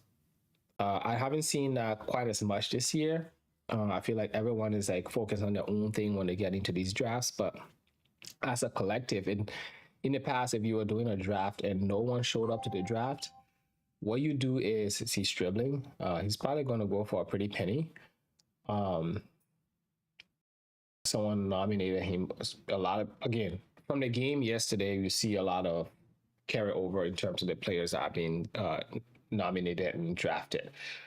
But anyhow, it was a collective thing where the managers in the league basically did like they fed the bots. So you will nominate players of really high value who are either hurt or no one is sure about, and let the bots bid on that player. So yes, the manager who didn't show up ends up with a lot of still good players, just like players they wouldn't normally draft.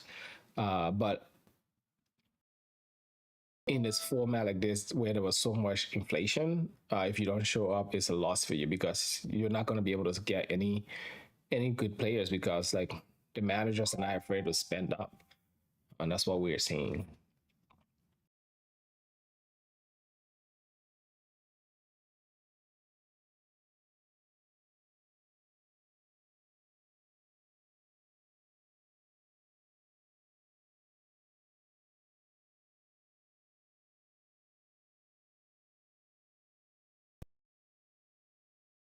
So yeah, so you see this, just I mean, this manager has what, one, two, three, four QBs.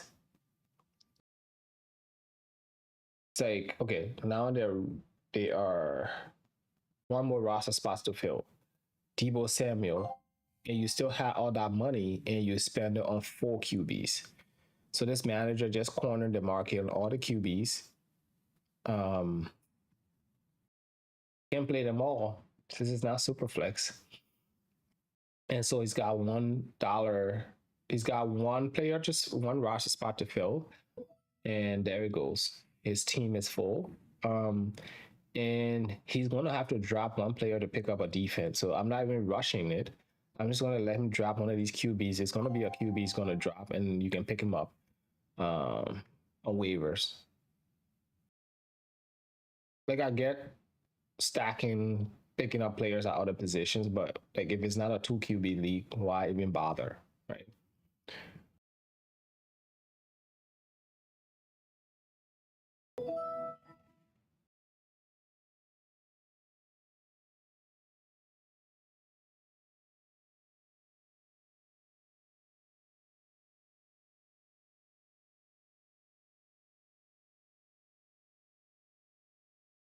All right, guys, who do you think I should pick up? Right now, I want to nominate a QB, see if I can get away with a QB because I don't want to be at the mercy of anyone if my QB gets hurt. I feel like that's the one position where everyone has got some sort of talent there. Um, and if you have a few dollars to spend now, you are hopefully not trying to outbid me for a QB. We'll see.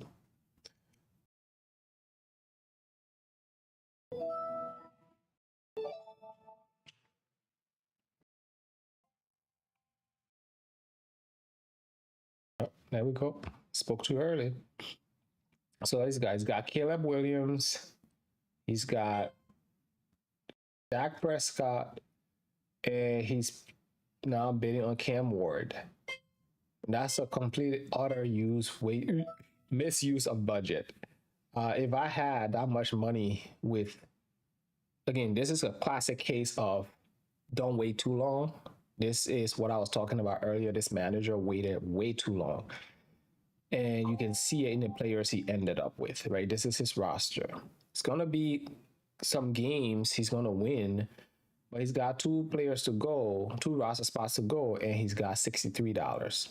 By far the second most in the entire draft, right? And he's got three QBs.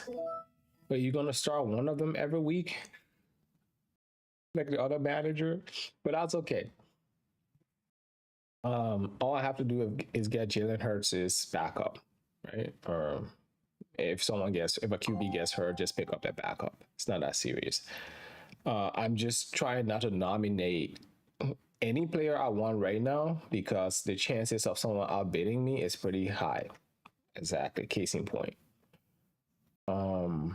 So if everyone has a QB, hopefully multiple QBs, no one outbids me for the players I want. So let's look at tight end. See what's available at tight end right now. We still got Brenton Strange, still got Hunter Henry. I don't know how you feel about Gaston. I mean, from what we saw yesterday, I'm not really sure what to make of that, but we shall see. Brendan Strange, Hunter Henry, uh, Dalton Schultz. Let me see my rankings.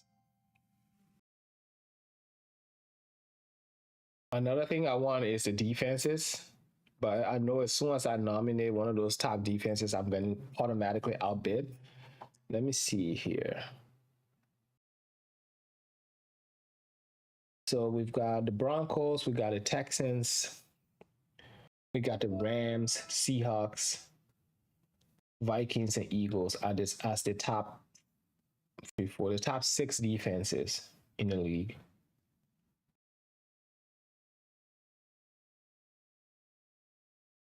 Yeah.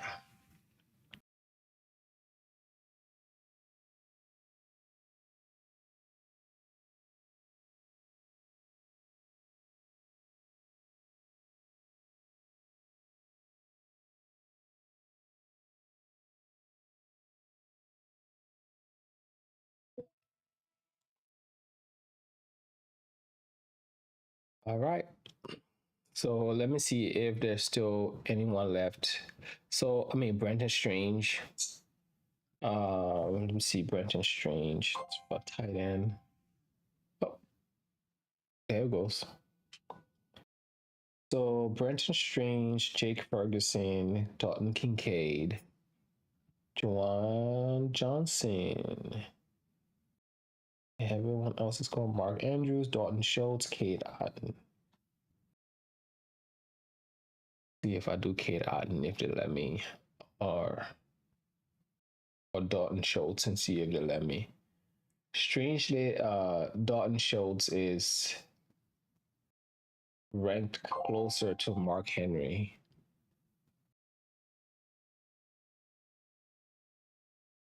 Willie Marks, actually solid.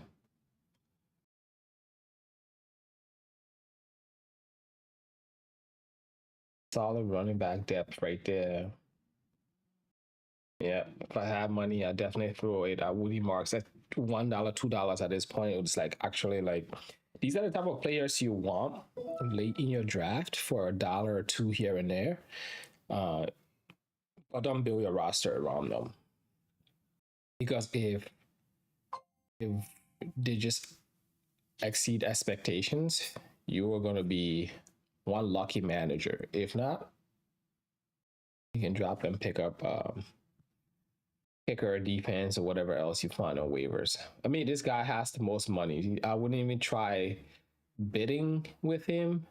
And also, what's up with Coleman? Like, are we thinking Coleman's gonna be the next coming? Um, like, like I made that video. I wasn't sure what their backfield split and order is gonna be with the new play caller, Davis Webb. I want to say so. We shall see. Yeah. See, guys like Isaiah Pacheco are guys on my radar.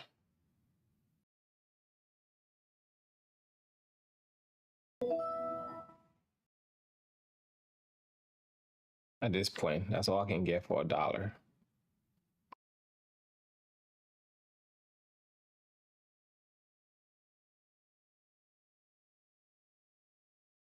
Around the Gadsden. Let me see, Orphan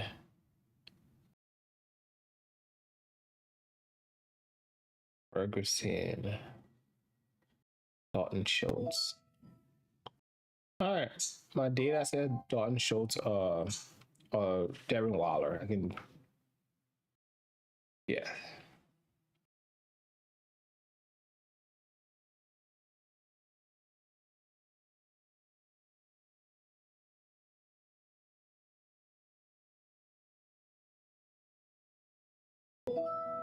Yeah, I mean, for a lot of people, it's probably late right now. So this is 2 hours in. And so you see a lot of managers with not a lot of money just dropping and letting deep, the bot just like pick whoever for them. So Bryce Young was still here.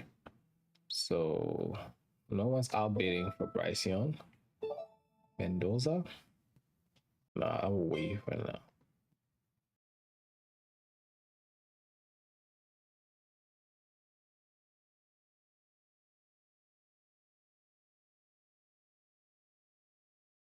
Ah, there we go. So because we still have a bot here that needs to fill every single roster spot, I can't nominate anyone with life. So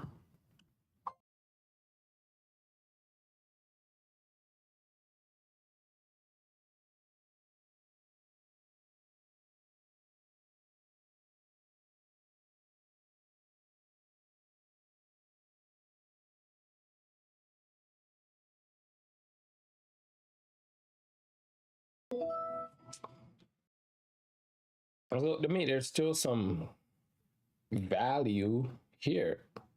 It's just about finding them. Pat Bryan, Calvin Ridley still here. Let's see what the running back position looks like.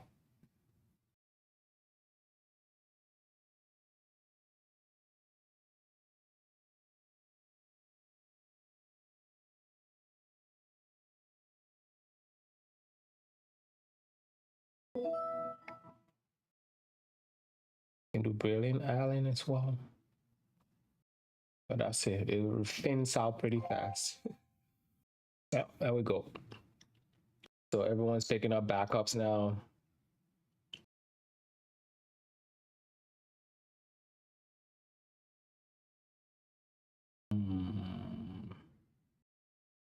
Let's see here for Simpson. Average $1.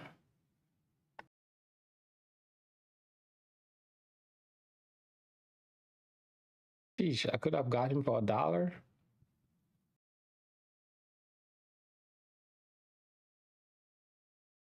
Let's see what the bot needs. Okay, so needs wide receivers, also running back. So why is it not outbidding every other manager for any running back that comes up?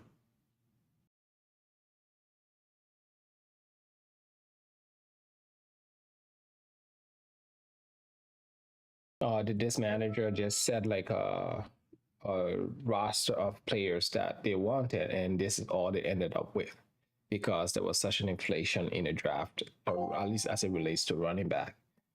Right? It looks like that's what this manager did. Just said, "Oh, I'll auto drafted," and set some, guardrails, and got Nakua out of that essentially. But then no other quality player, right? So no running backs to speak of. And here I was crying about my running back position. All right.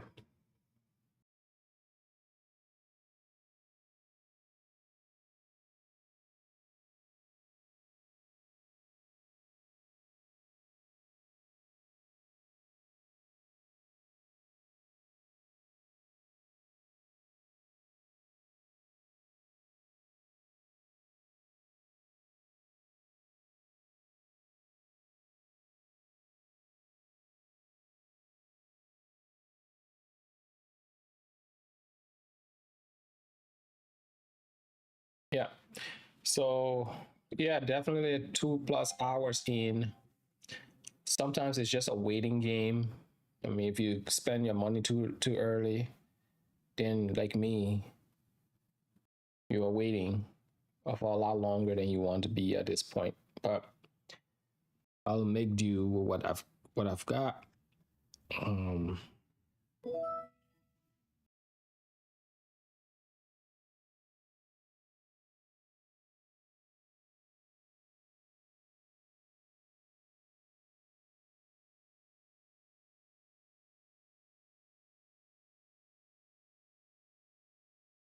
yeah, geez, like the injuries are starting to pile up, guys. Yeah, there's a lot of injuries piling up right now.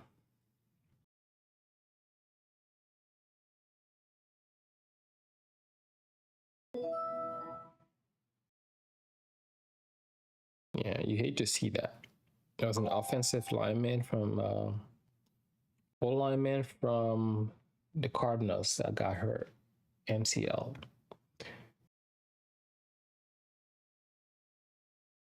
You hate to see all of those injuries, but it's just a part of the game.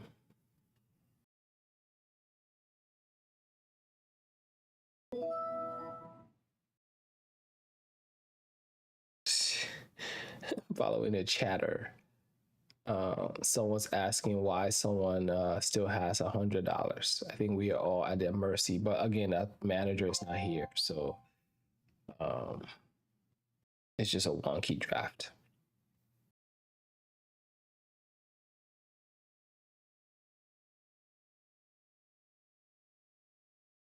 All right, so who do I select? Oh, so I feel like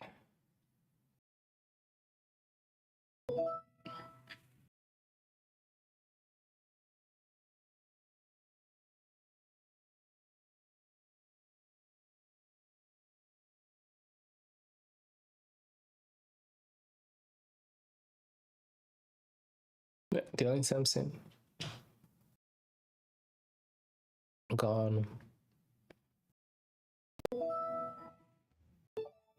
So let me try Tucker here, see if I can get away with it.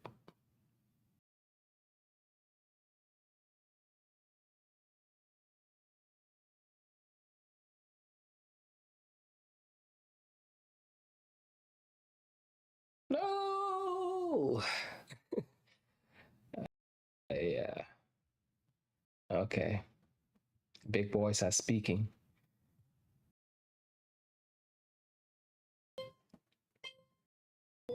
Yeah, there's a lot of teams that went in early. Like this manager here, he's got three solid running backs. Um, and sometimes you gotta make concessions at other positions. So it is what it is. Pat Bryant.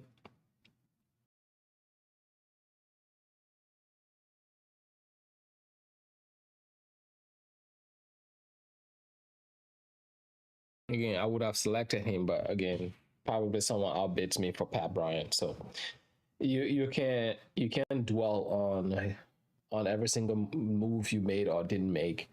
Um, it's like a QB. You throw an interception, you got to move on. So all the guys I will go for are flying off the board. So my backups, my bench is gonna be horrid, but that's okay. That means that I can take more risks. I can pick up more whoever comes off on waiver wires. I have no one of consequence to worry about dropping. Um, so I can just pick up any player that has any kind of life in camp or whatever happens. I just got to be first to. Um, okay. So let's see here. Still got 9 roster spots to fill. All the guys that I would have earmarked for, you know, for my team are already off the board. The Ray Davis. Um, I've been drafting Ray Davis for I feel like 3 years in a row now, and so maybe this is the year uh, he goes off when I finally decide not to draft him or like just can't draft him. Is the year he goes up. So again, it pays to have some money at this end of the draft, so which I don't have. Just looking at player ranks here: Josh Downs, Jalen Coker, Stephon Diggs, Bateman, Calvin Ridley, Romeo Dobbs, Jennings. So definitely Rashad Bateman. It's a guy I have nothing to lose.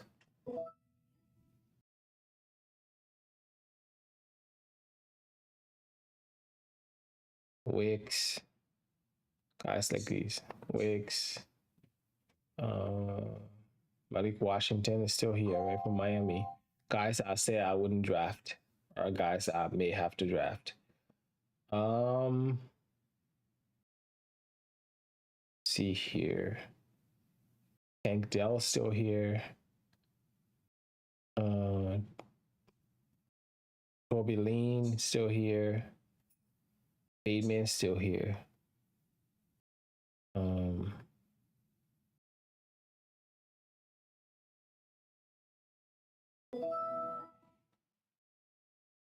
the Cooper Cup. So then you have guys like Keenan Allen. You have guys like Tyreek Hill. I'm gonna have more wide receiver prospects than Dotson. Getting blue. It's going. Yeah, so that's once you get to this point, that's really it, guys. Like it's just drop off, drops off like tremendously. Yeah, there's not much else here. Maybe Xavier Thomas. He's a guy who can, I mean, have some spike weeks if given the opportunity. But at least its draft is going to move faster now because a lot of teams are done or nearly done. So pick the players you want when it comes around to you. Um, so let me see. I running back. So Johnson, Patron Allen, I believe.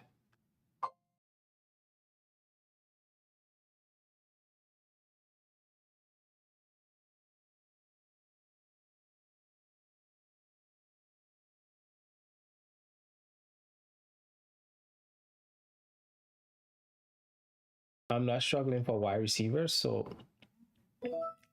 I'm gonna see if I can get James if Jordan James, I think he's like the CMC backup. I don't know really what's going on in San Francisco in terms of the backfield. So I can get Jordan James at least and see what happens. Jordan James, guys like DJ Giddens, Samaje Perine, just guys like that. Still here. If I'm allowed to. Hell.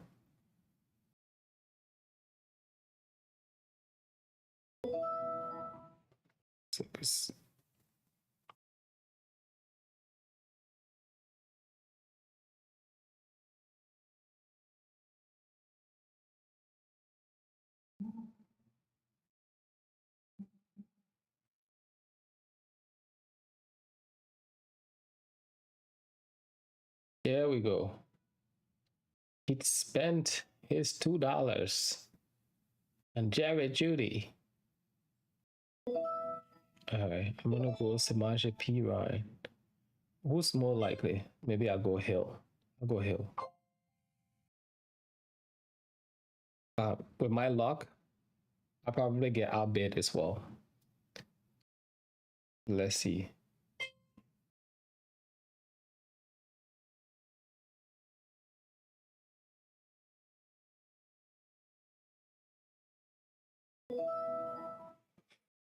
Yeah, I finally got a player, guys, after hours. So, like, these are the types I'm gonna go for. Just like, you never know what happens. At this point, I can't be too choosy. There's not a lot of running backs that I can pick up here. So, I'm just gonna have to, let me see here, do magic with what I have. So, Brooks, Jonathan Brooks, Jordan Mason. All right, Woody Marks, Blake Corum, Chris Rodriguez.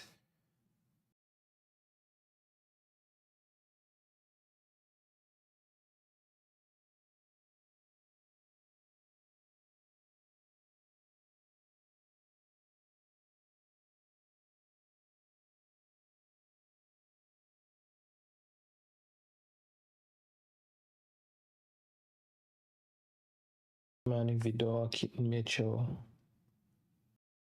Samaje Perine,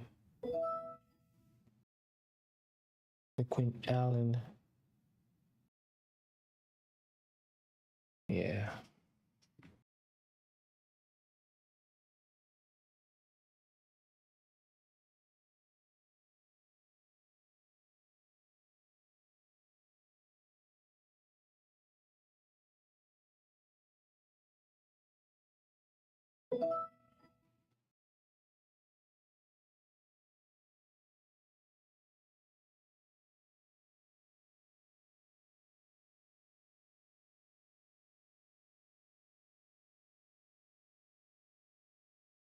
Kenyan Sadiq.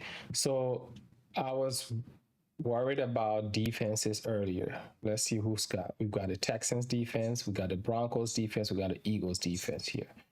So I'm definitely going to end up with one of those, but let's see what that looks like. If they make it to me. Um,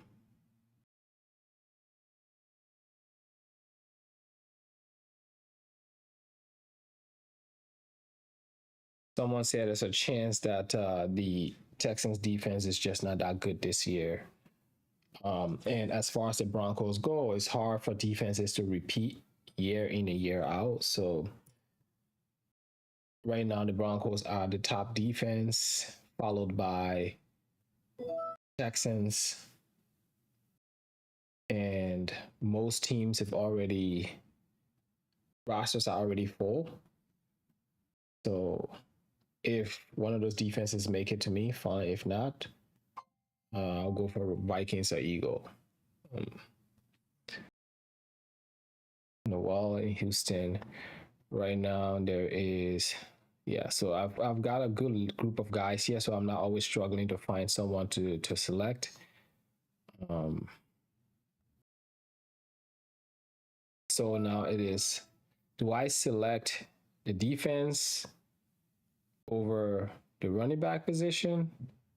I don't know. So maybe it depends who's there when it comes around to me.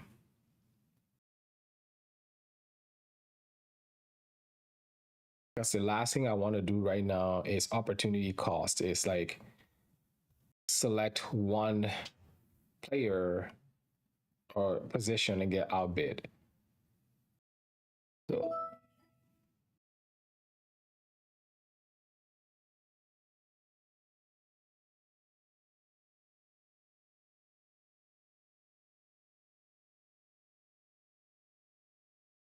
there we go. So okay, it was gonna be a bidding war at some point. So that settles one problem for me. I know that there are guys here just waiting for defenses. So once he gets that defense, I'm not nominating another defense because I know this team is looking for a defense. So he's gonna just outbid me anyway. So I can focus my attention on the running back position, hopefully, and hopefully get away with it. So it's all about playing it smart at this point. Because every turn that goes around and you miss out on a player, it's less players that come back to you. So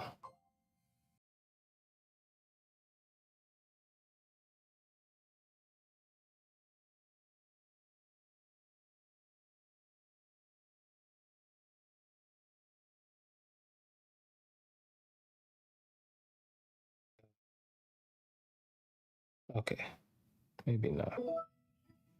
Let's go with Samaji.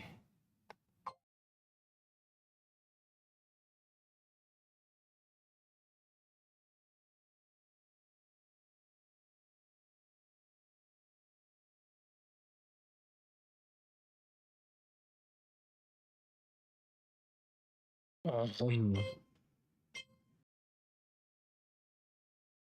yeah, so I'm hoping with this queue of players here, every time it comes around, there's at least one of them left for me that I can definitely walk away with. So Steelers,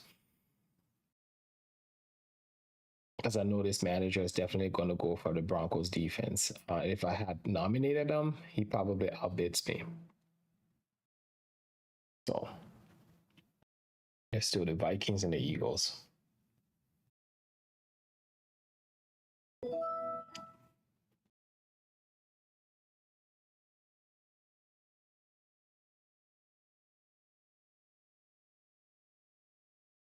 Vikings, Eagles, Patriots. A little further down the list. Okay. Either way, I can stream defenses. There'll be a defense that surprises all of us this year. That's usually how it goes. I can stream those defenses, pick up guys from there. It's not like a big of a priority to me, but if it falls to me, it falls to me.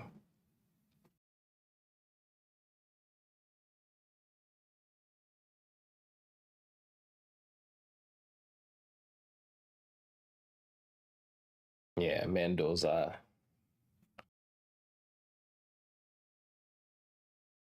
I'm gonna start at some point. Let's see what QB looks like. Geno Smith is here. Aaron Rodgers is still here. Tua and Penix are still here. Carson Beck is still here. Tron Allen's going off the board. All right, I see you. Yeah, guys. I mean, this is. I know I'm just talking circles now, but like, this is just a waiting game at this point. So hopefully we are out of here pretty soon. But I have. Let's see.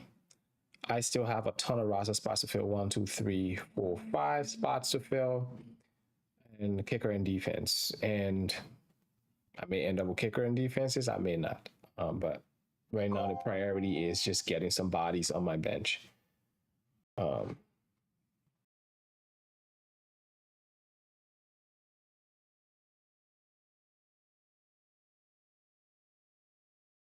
Can go Tank Dell maybe. Me. D'Amico Ryan didn't spark any confidence in Tank Dell when he said he will play at some point. We don't know, you know. And I'm not struggling at the wide receiver position. I feel like I just need some dart throws at running back, just for weeks where just a running back is nicked or something, and I can throw a guy in there for a week or two. So since that's what's available to me, I'll just keep spamming the position. Ironically, Kimani Vidal is higher than the guy who's already gone. Yeah, I knew like he was gonna pick the Broncos. There we go. I knew he was gonna pick the Broncos. Um, Waited all this long for that, so I wasn't gonna waste a roster spot there. Okay.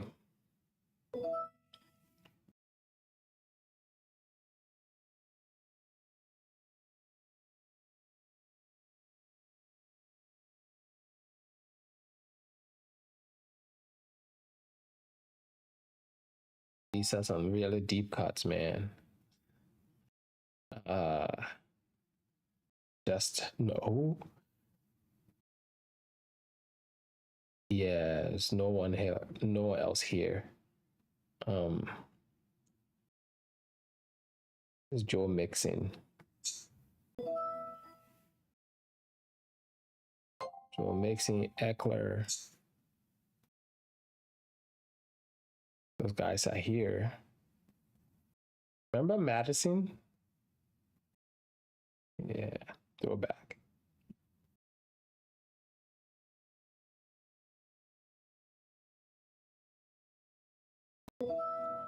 All right, let's look at the queue. Who shall I pick? I'll just pick Giddens.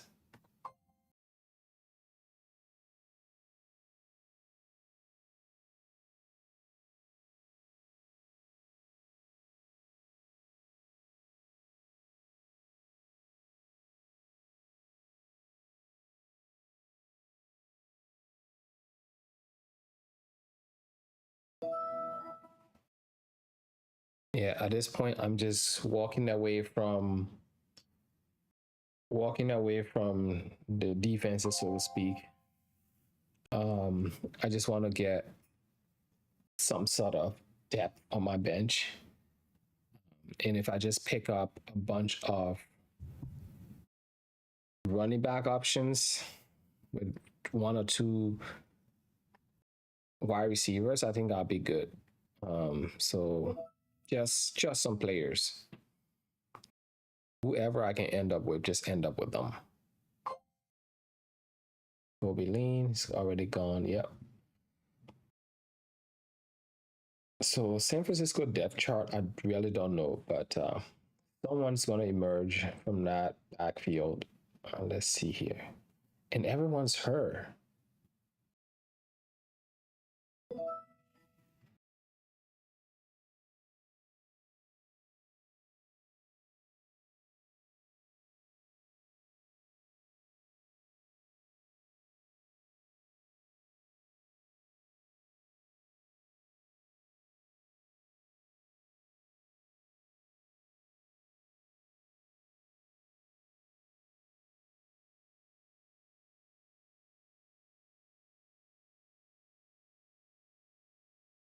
Yeah. All right, man. I'll throw a dart throw and see what happens if one of these guys make it back to me. At this point, I wish it could go faster. If like the team, serve a few teams here didn't have a lot of money, it'll go faster. But because we have a manager here with a lot of money, it is going super slow. Let's see here. Jason Myers, kickers.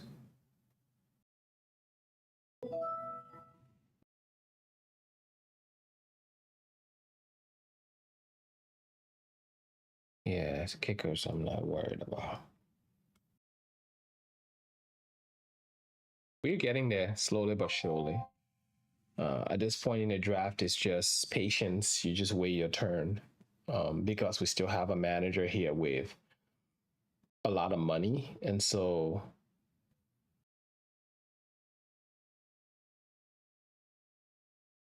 this go around, this manager is going to have one less roster spot to fill. So we just keep playing the game. At this point, it becomes like a snake draft, I guess. Should I say the word here? Becomes a snake draft at this point. Um, let's see who's at tight end. Devin Waller is still here. Eesh. All the guys I selected are gone. Evan Ingram.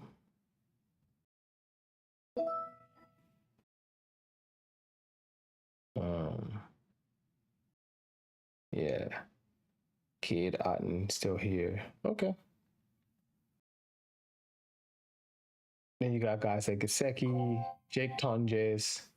Jake Tonjes is a guy I got my eye on this year. If for some reason Josh Kittle can go, for whatever reason, Jake Tonjes is a guy who I think stands to benefit. Might just pick him up as overdrafting the kicker. And I can always drop him before the season starts and pick up another guy. So if for some reason George Kittle cannot go, Tonjes stands to benefit. Okay, so going back to me, what do we think about James Conner?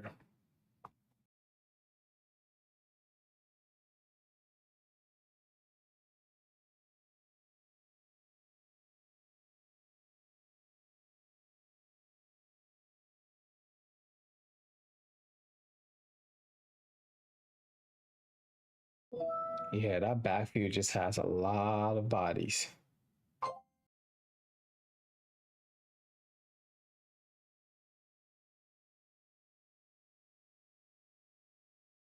Just a lot of bodies.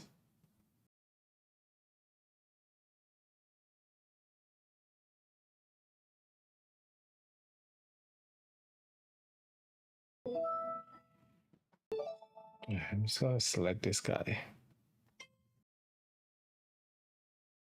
Jordan James, I want to say.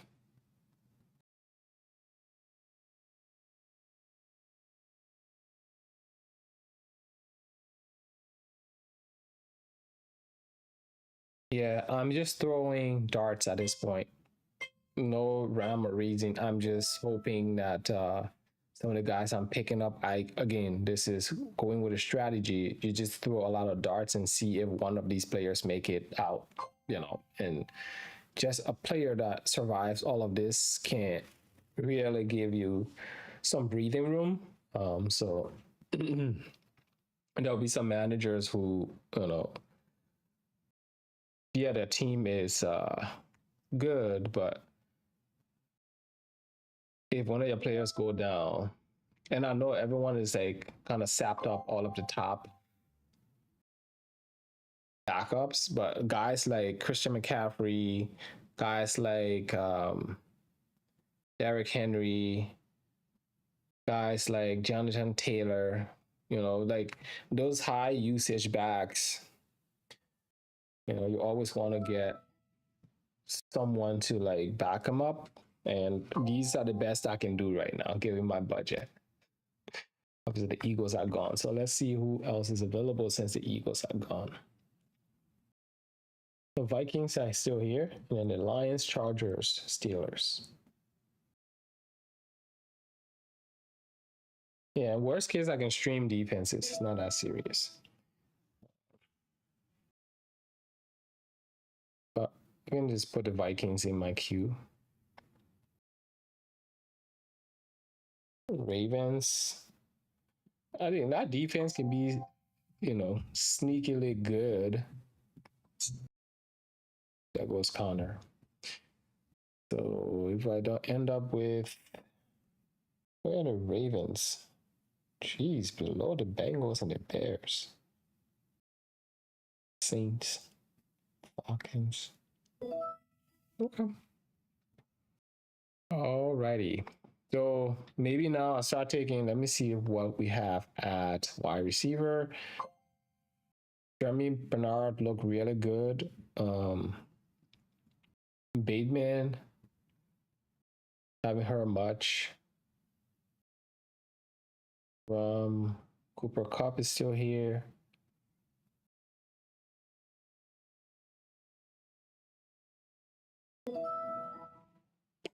Tyreek Hill.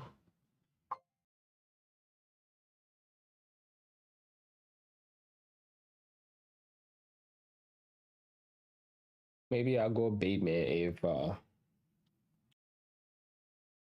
maybe I'll go Bateman with the off chance that I know I've heard a lot about the rookie, I want to say, second year player who just went. What's his name? What's his name?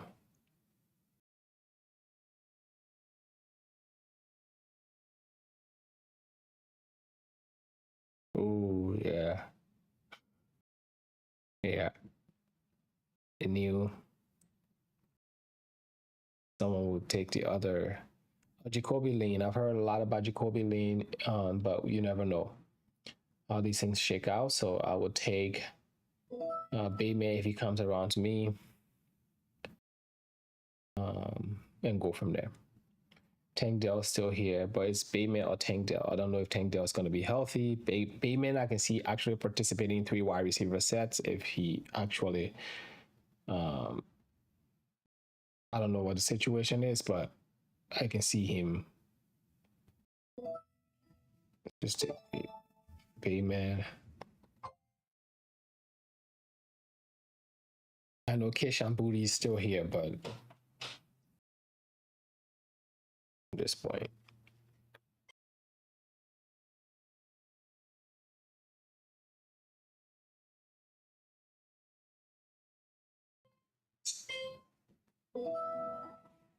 All right. Slowly but surely, we are getting there, guys. So if you look at the team right now, I got some, whatever you want to call this. Um, on my bench, uh, but I think I can get by with my starters. They will keep me afloat most weeks. Um, you just set it and leave it at that point until bye weeks come by, and then you were just like, I'm gonna lose horribly. I hope I don't have one week where okay, no, it's like week 11, week 13, week 10. Yeah, I'm gonna like once bye weeks come, I'm gonna have at least 2 or 3 players out all times. Not good, but it is what it is.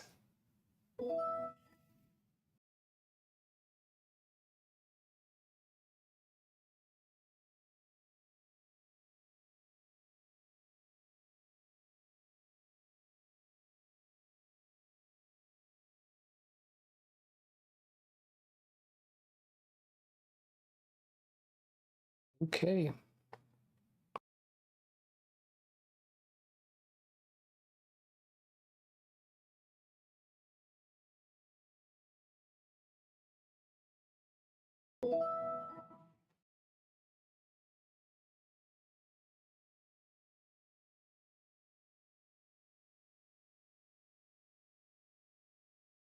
Yeah. At this rate, I can also just like let the rest of the draft happen and just let the bot select all of my players. But I really don't like that. I like to stay the course for the entire draft because as much as you do your research, there are still chances where there's a guy you just didn't consider who's still there, right? It's like a guy who you just didn't you forgot was still available, and someone brings that guy surfaces late, and voila, you have an opportunity. So you never know. So I like to just stay in the draft, hanging around. It might take forever, but that's part of the whole thing here. Brandon Ayuk, if he's healthy and he stops acting crazy, maybe because at this point it's pure comedy. Like he just needs to show up so he can get released, and then everyone else can move on, but he wouldn't even do that. So I don't know.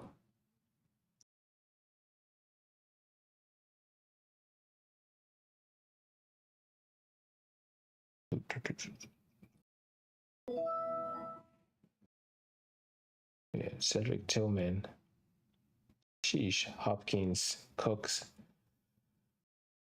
Yeah, this is. How did I get here? Oh, Robinson. Hmm.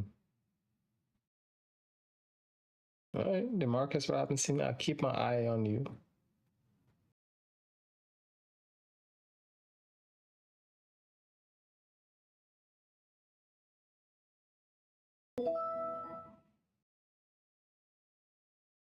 All right. I'm not gonna spend there, but definitely will keep my eye on.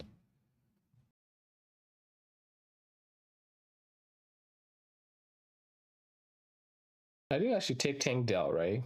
We have IR spots for a reason. So let me look at who's in that spot. Let's take Tank Dell.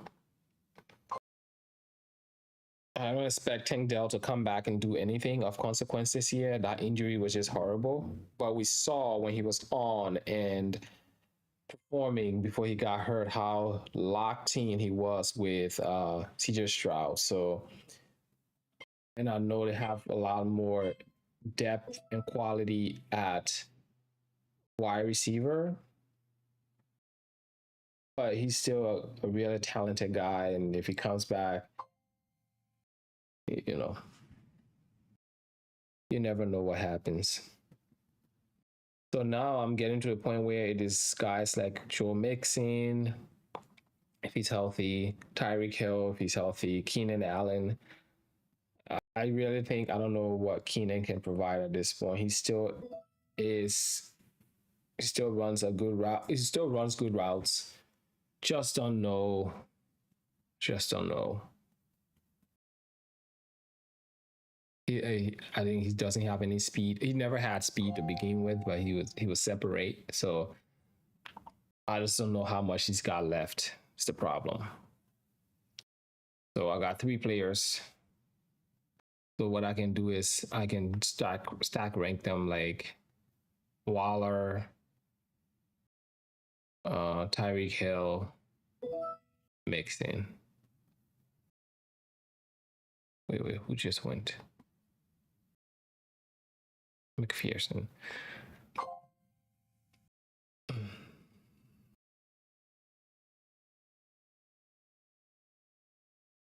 So at this rate, there would be no quarterback left on on the waiver wires to pick up. So what I do is if I'm really want a quarterback, I'm probably just going to pick up.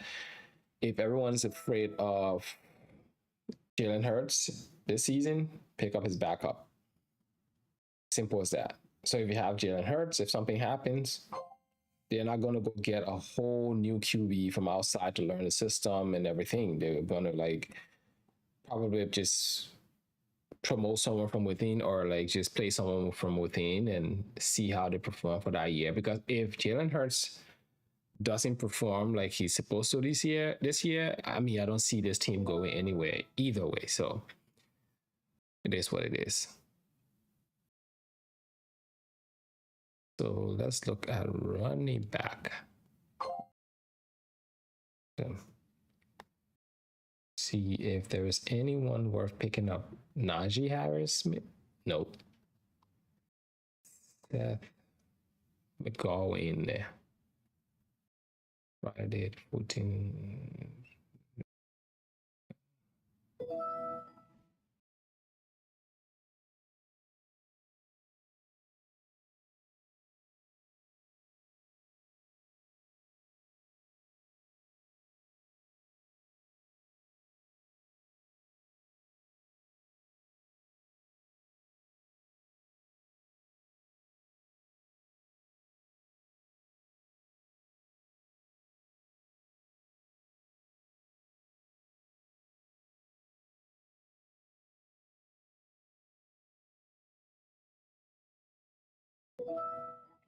Man, I don't know.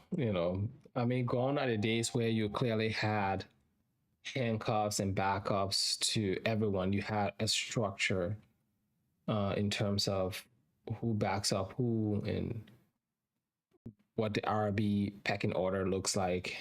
Now it's just sometimes it's hard to tell for sure. So I'll do Darren Waller.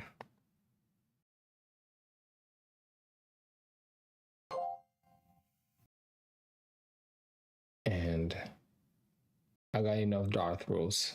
I don't need two backups from the same offense. But although if something happens, you've got both of them. You can drop the one who's not.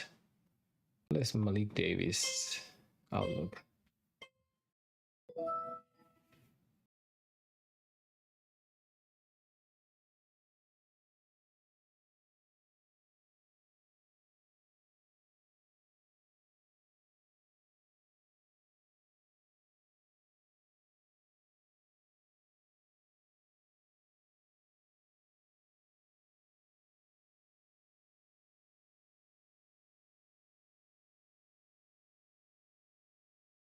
Hey, at this point, I'm looking for anything. So I'm just kind of going through players and trying to read up.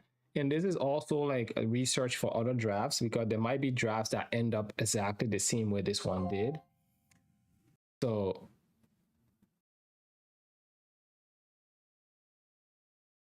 so I'm not going to draft. I'm not going to draft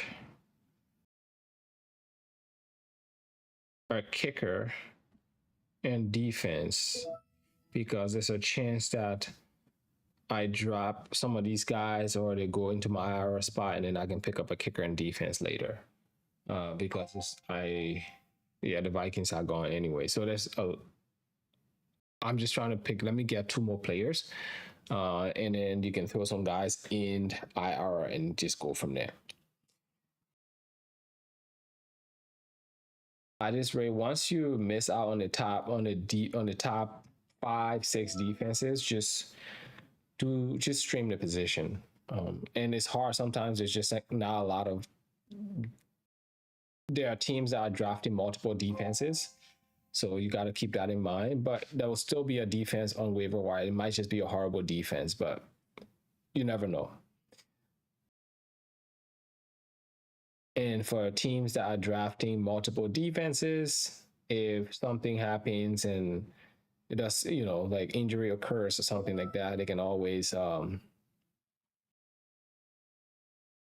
drop someone. So there's a chance that.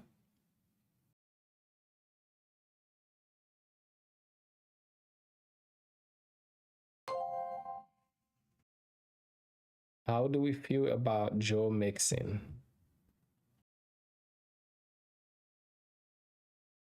Mixon, Brandon Ayuk, Tyreek Hill. Like I got 4 solid options right now. Oh, everyone is almost done. So these guys, for the most part, will be on waivers. That's what my understanding is. So yeah, for the most part, most managers are almost done. So maybe go Tyreek Hill and then just go, or go Jordan Davis and go Tyreek Hill, some sort of combination like of that.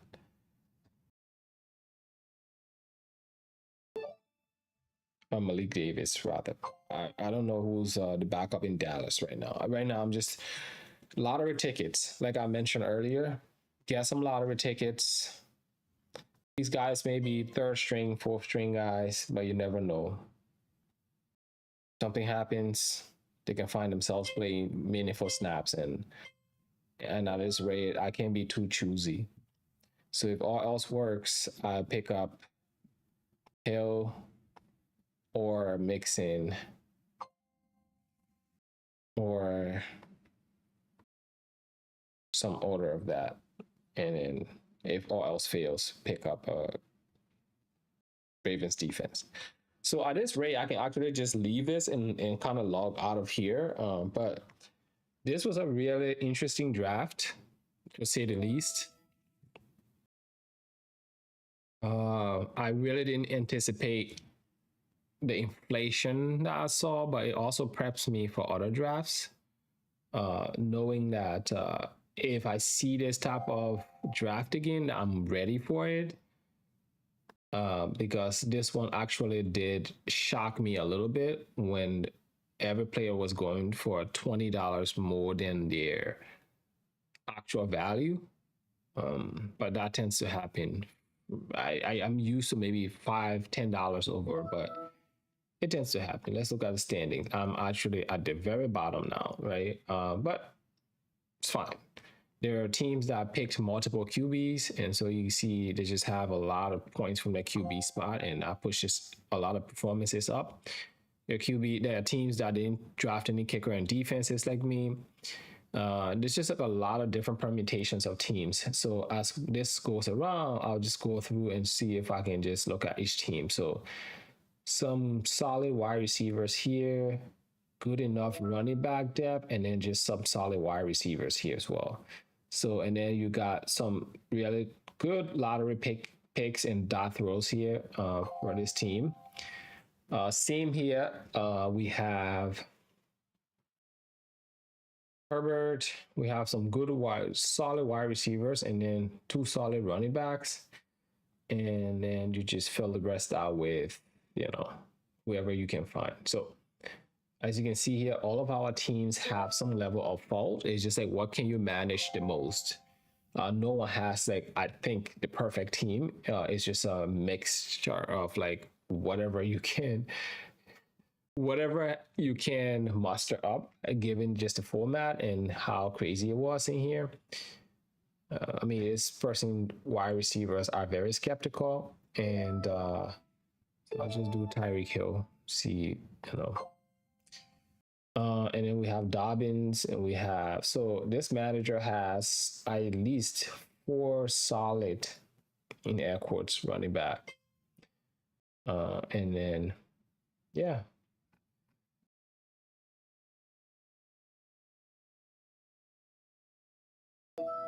So, and this manager had the most money at some point, and then it's just like kind of lavished it, is what I would say. It's just like, it's a lot of money and not a lot of good players. And then we have Patrick Mahomes, and we have Pickens, Adams, Austin, and then this manager has really good running back depth, 3 top running backs, and then 1 anchor wide receiver. So these are the managers. I did a little bit of research on like the past history of this league, and these are the type of managers that tend to win this league. So not too far fetched from what we've seen win in this league before. And I've been playing in it for a while. Then we have this manager that has,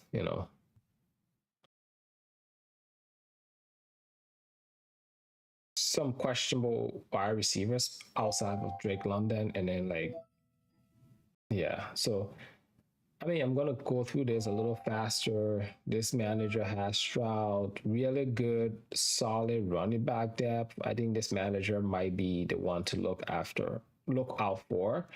But in terms of depth, we all are at the same place here. So I didn't get to go through all of this, but you can see here, and this manager just didn't show up for the draft. And so yeah, there's a lot of different permutations of teams here. In terms of how I did, I definitely think I could have improved, maybe made a sacrifice in terms of going after one of those last wide receivers and just waiting and hoping to spread that budget out a little further than it went. But yeah, if you look at what I did, see here. It's me. It says I'm towards the bottom of the league here. As managers who are, our collective points don't add up to the rest of the teams.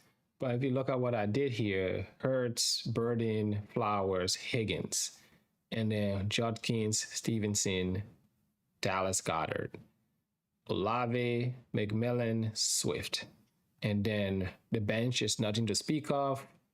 We got Hill, we got Pirine, we got DJ Giddens, James, Bateman, Tank Dell, Darren Waller, Malik Davis, Tyreek Hill. Again, it's nothing to speak of. If I'm lucky and one of these guys does anything, right, I'm happy. What I can do is I can put these guys that are questionable in IR in an IR spot, and then just pick up defenses and kicker. I'll be a plenty of defenses and kickers to pick up as the offseason progresses. There's a manager here that drafted a lot of QBs, maybe 4 QBs. I anticipate them dropping one of those QBs. That's an opportunity. If not, I'll just, go with Jalen Hurts and his backup. So yeah, this was a long draft. If you like me bringing you these drafts, it just gives you an insight into how these different drafts can go before you are in the room and actually drafting live and are shell shocked, right? And so, in terms of the different positions, these are all the different positions and how many of them other teams have. Like, okay, so there's a team here that has 6 QBs, 6 QBs. And then there is a team here that has 3, 2, 2, 4. So I definitely see certain teams over indexing on QBs, wide receivers. This me, I have 6, and there's some teams that have like 7. Running backs, I have 7, but like basically 2 of good quality. So it's quality over quantity, just because you have the numbers don't mean anything.